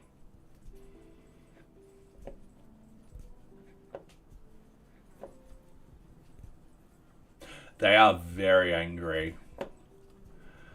And Tantai, how are you going? Hopefully you're going well. So yes, still fetch, but we got the fetch working, which is great news. I've just got to... I've got to figure out a way where I can pass the CRF tokens in a little bit better than that. In this sort of case, also, what are we doing here? We're just passing through the token. We've got the CRF token like that. If it's null, like that. Otherwise, if that is null, we do nothing. Otherwise, we use all that. So that's just the checking and all that kind of stuff. We can definitely put that in a composable.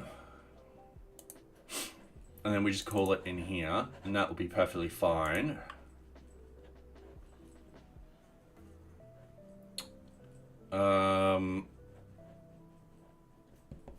Yeah, I think that should be fine. All right.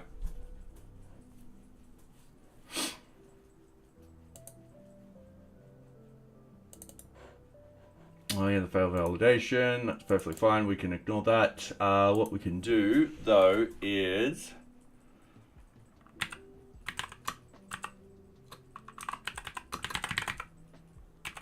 we can do that. And I'm just, oh yeah, it's just an export function. Alright, yeah, it's just an export function. So that will be composables, get CRF token, export function, get CRF token. We don't need to worry about that. We do want to say that it is going to be a string that comes out of this. Trying to remember where I put this stuff. That will be string. I've always said CRF as CSurf. Oh, I can see that now. That has never clicked in. It's the first time I've heard pronounce the CRF token, yes, but I can see the CSurf now. I like it. I've never made that connection. All right, now it didn't like that.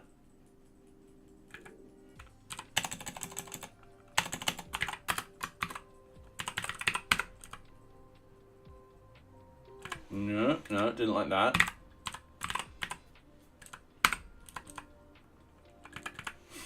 Didn't like that.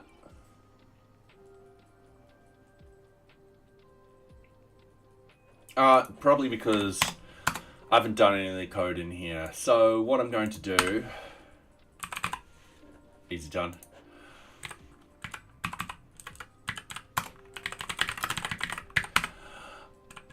That should be easy. If we delete before, we just go return.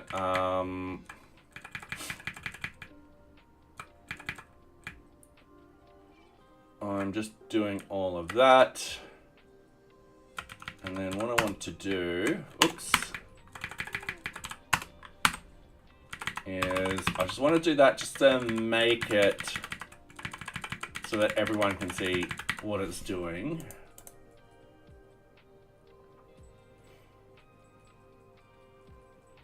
No, it's not tokenized, thank you very much. Piss off. Alright. That's pretty much that now. So then what we can do is we can get that, the surf token. That should instantly import what we need. Oh.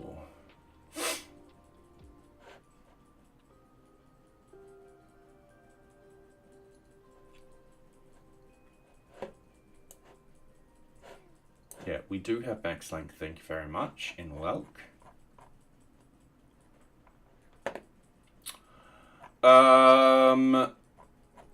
Where was I with the fetch? All right, cool. So then we fetch all of that, and then, yeah, that's all what we've got. All right, cool. Yeah.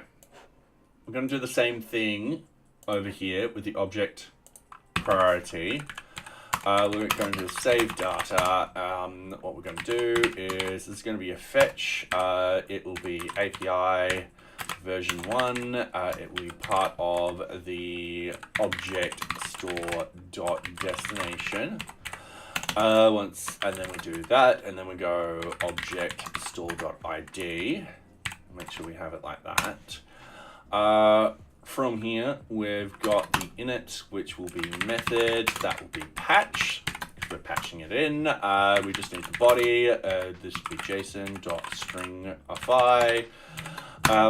This will be priority. And that will be the priority that we're passing through, which will be the new value.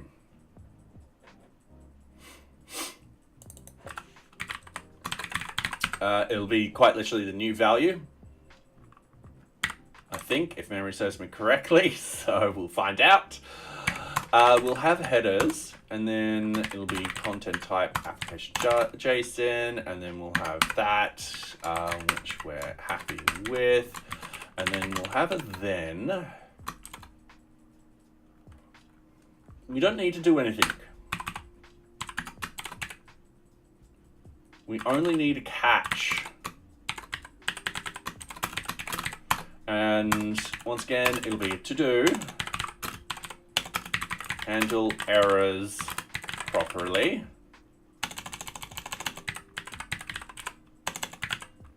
I've written property somewhere else, but that, you know what, we'll deal with that.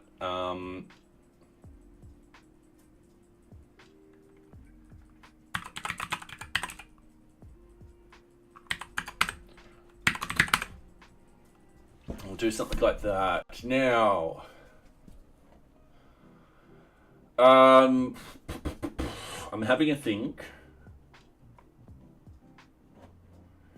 When this changes,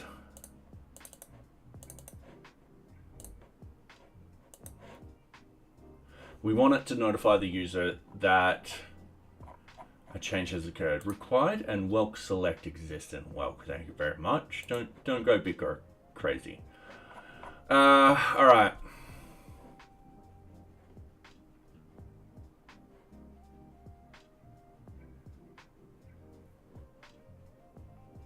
I can write the CRUD operations in the store.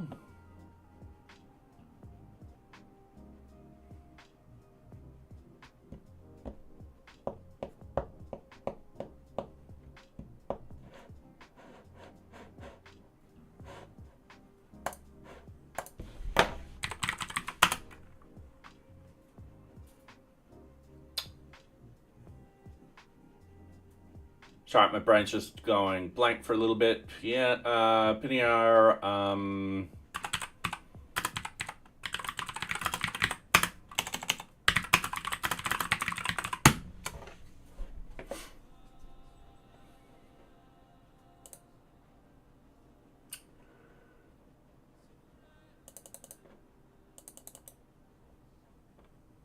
mean, yeah, you could do that, but we're patching in.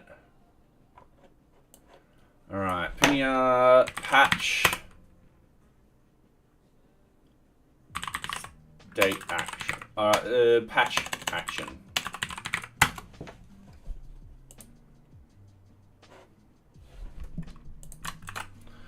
So at the moment we're just sending in the data through patching and stuff like that.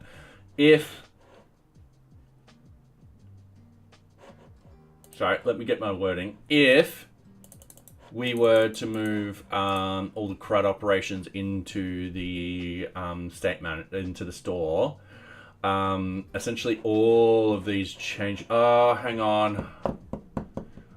It's these changes that we actually want someone to click a button. That will be the problem.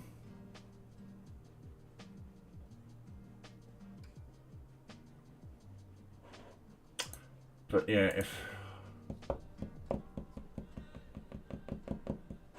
Oh, sorry, I didn't see your message. You could send a success status if you wanted to render a little toast on the client. That could be good.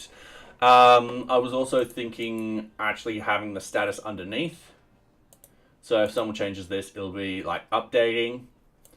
And then what I could also do is disable the dropdown. So thus they don't do something like too fast and send about 10,000 requests to the back end. Because doing a small patch like that shouldn't take too long.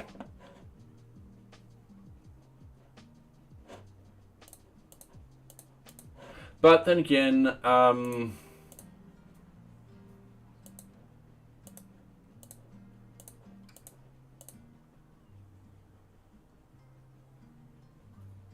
just thinking of race conditions now. For example, assume that they've got slow internet. Assume that they change the status. We then notify that we're doing an update. And then they're like, they do a change. They then get the response back saying it's the first one's success, and then it changes this update to success. But then it doesn't matter if the second success comes through.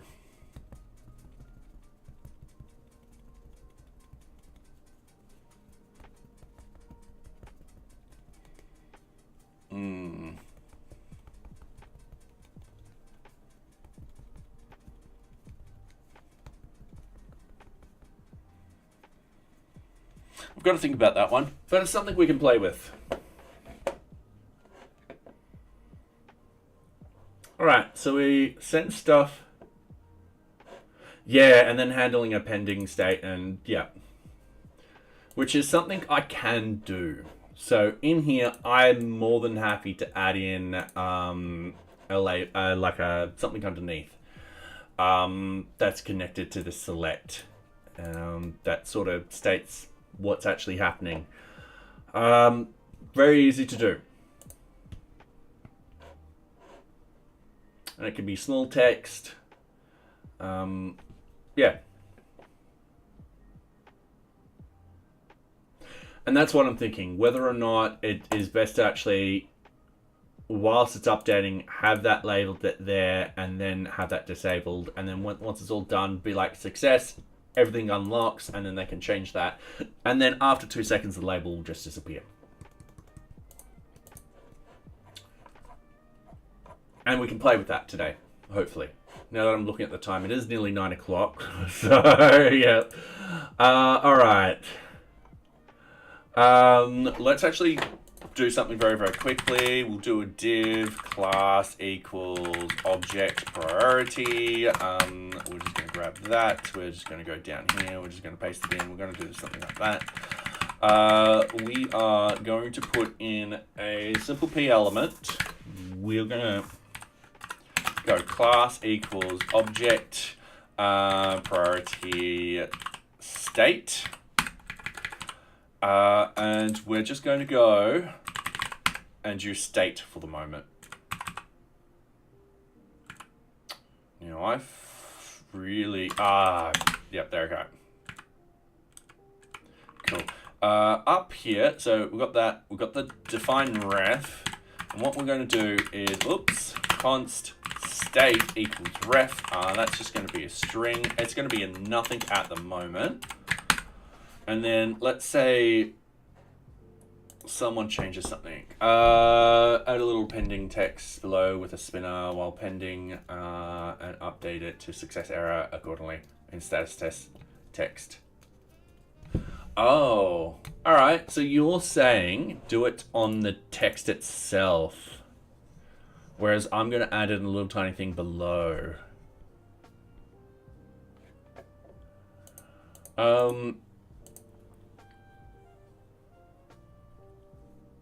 I'm probably going to say no to that, because if I were to change this and then all of a sudden that just changes to something else, it's not what I'm expecting. Whereas if something pops up below, that notifies me of the state, that's going to be okay for me. If that makes any sense. Oh, no, below was your ideas, but all right, cool. Yep. Sweet. So we've got the state in there. What we want to do is, the new value is that, what we're going to do is we're just going to go state.value equals updating. This is priority. Easy done. In here, we're going to say state.value, error updating. Just leave it like that. That's perfectly fine. All of this is fine. And then what I want to actually do, this is where we would use it then. We don't need any data from the back. Oops, sorry, that's actually meant to be like that. We don't need any of the data, the response data that has come through. What we want to do is, and I've just realized we've just hit another ad break. All right, cool. Yep. For those on YouTube wondering what's happening, yeah, we just run ads every half an hour on Twitch just to stop the pre-rolled ads, because the pre-rolled ads suck. You get to see me for a bit and maybe Socks. She's currently sleeping though, so we'll let her sleep. So yeah, how's everyone going tonight? Hopefully good. Getting there with this, so yeah. Fingers crossed. Once I get this one done, I've got to go back to Welk and do the daytime stuff. I've then got to design everything else and how all that other stuff works. So, yeah. Once I'm happy with all that other stuff, that's just unit testing. And a lot of unit testing too. So, yeah. Alright, so I know my phone's been going off. I'm just seeing if it is anything as an emergency.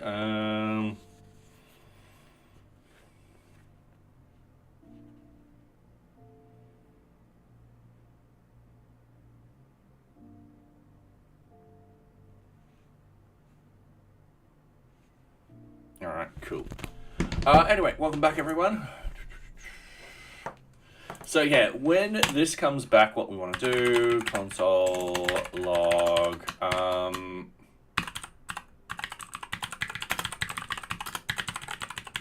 and this is something which we'll need to translate, but that's not going to be a problem. We're just testing this out. We're not going to worry about the translation issues whatsoever. Yeah. We just need to paste that into there. Whoops.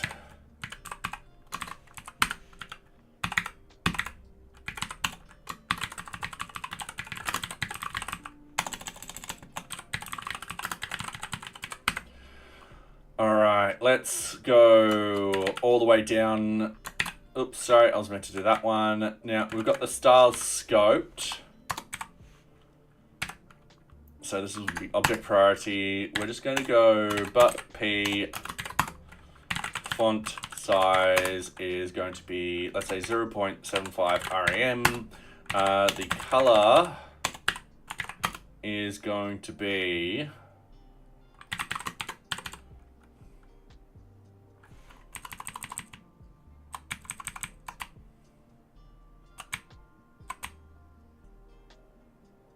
I don't know any of those, so at the moment, we go back to our default hot pink. All right. I'm just going to hit refresh in here just to make sure everything's refreshed, realizing that I am not building the thing. This is why I refresh sometimes, because, oops, you can run dev. We'll just do that. We'll go back over here. We're just going to refresh all of this. There it goes. Successfully updating priority. That's in there for shits and giggles at the moment, I think. Oh,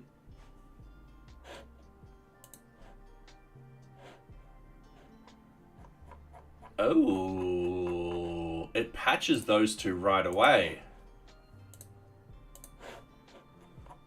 I think my watch statement is getting a little, Notice how it patches those straight away when we open them. That's not what we want. Yeah, we know that is fine. Yeah.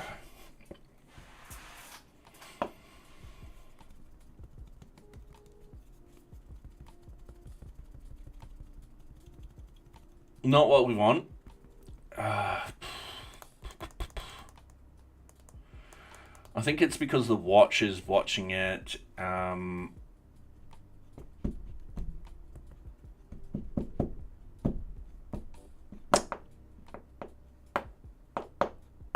right, give me a couple of seconds as I think about this.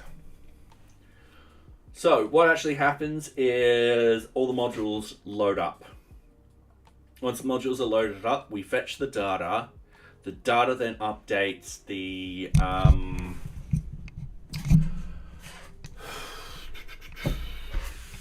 the state the store, and because that store has been updated, it then triggers us doing a patch because the watch is on that. I'm going to need to figure a way to stop that from happening. I'm not going to worry about it this very second, but good news is these worked. Bad news is we don't want them to actually happen right there. So I'm going to move that off to the right. We're going to delete everything, and then I'm just going to go highest. That has come back with the project. It's been the highest. All right, cool, awesome. If we hit refresh, yeah, it's going to stay highest. That was easy. This time it didn't patch anything. I'm just going to hit refresh again. All right, it might not be that. It actually might be.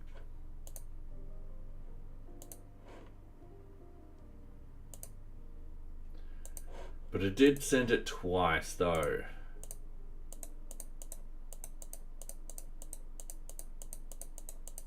And I don't know why it sent it twice.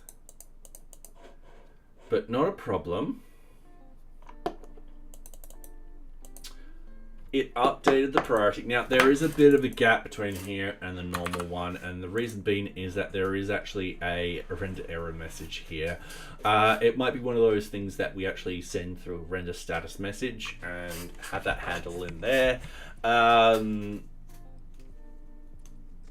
Yeah. That might be a whelk thing that we just implement.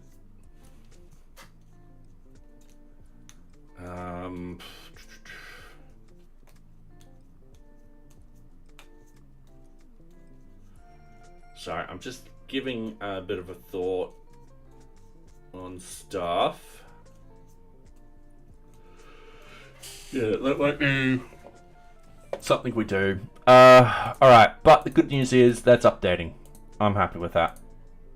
As you can see, it does it pretty quickly. If I actually put on the throttling, let's say I'm down to GPRS, I go highest, no way that happened that quickly.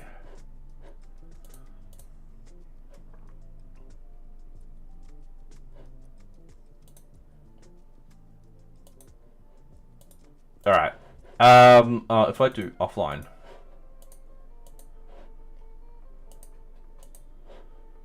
error updating. All right, cool. Yeah. All right.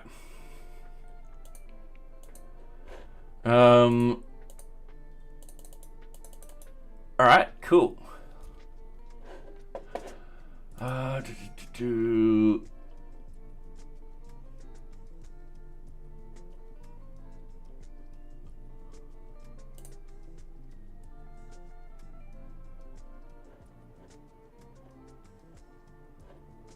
All right.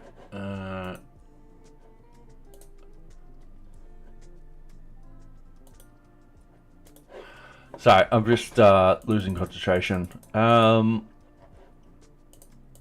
right, we can quickly do this with the status, the story points. And hey, Flawless, how are you going? Hopefully you're going well. Yeah, we could quickly do this with the status because we can just copy this code.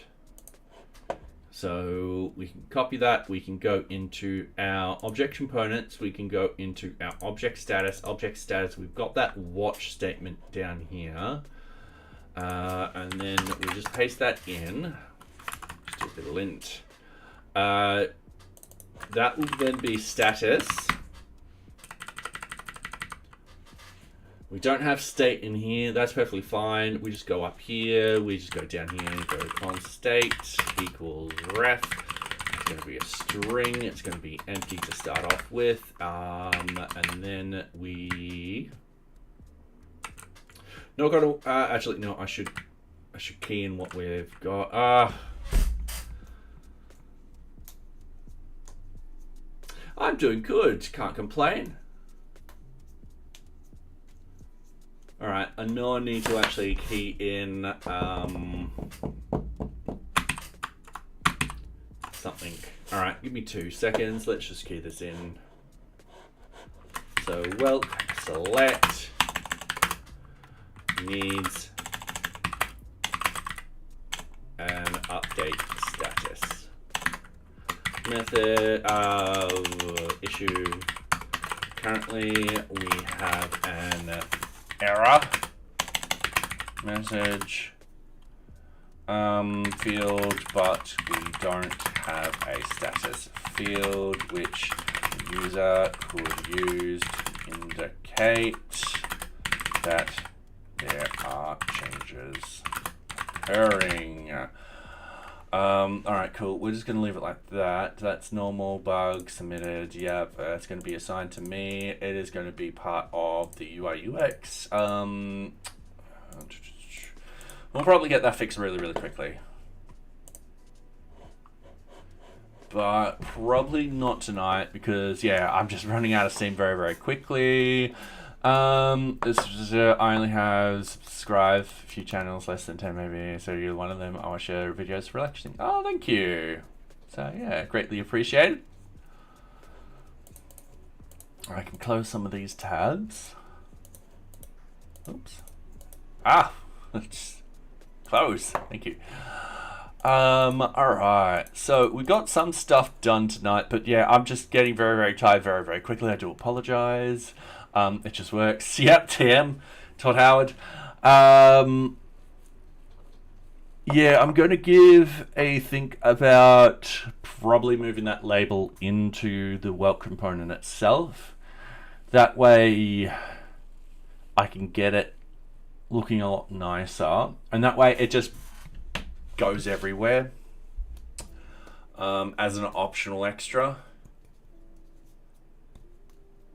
Yeah, and that's actually what I could potentially do. I could refactor the error field to be more generic, and then flag on and off if there is an error, if an error has occurred, and yeah, so forth like that. That way I can get it to change from a normal color to a different color. We can also use the welt coloring system, which I haven't imported into NearBeach. I keep dropping this pen. I think that's the idea. But it'll be the same with the status. We can also do the same with the story points. If we... Oh, I don't think the story points actually, we've done anything with this story points. Just give me 2 seconds. Let's put some errors on those story points. Number input, max value, min value, that's no longer done like that.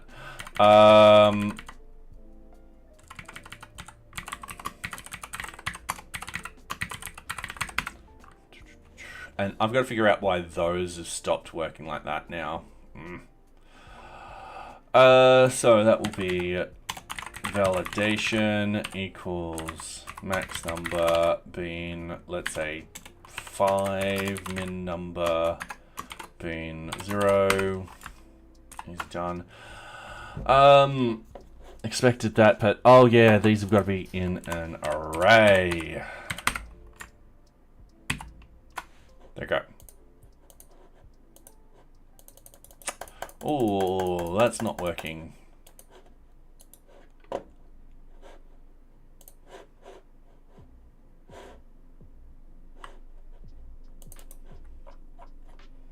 Alright, something's gone really broken here. You could... Oh wait, I've read that comment. But yes, I'm going to leave it here tonight. Just because, yeah, I need to go to bed early. But for those on Twitch, we are going to raid Lumor. They're currently working on BSP.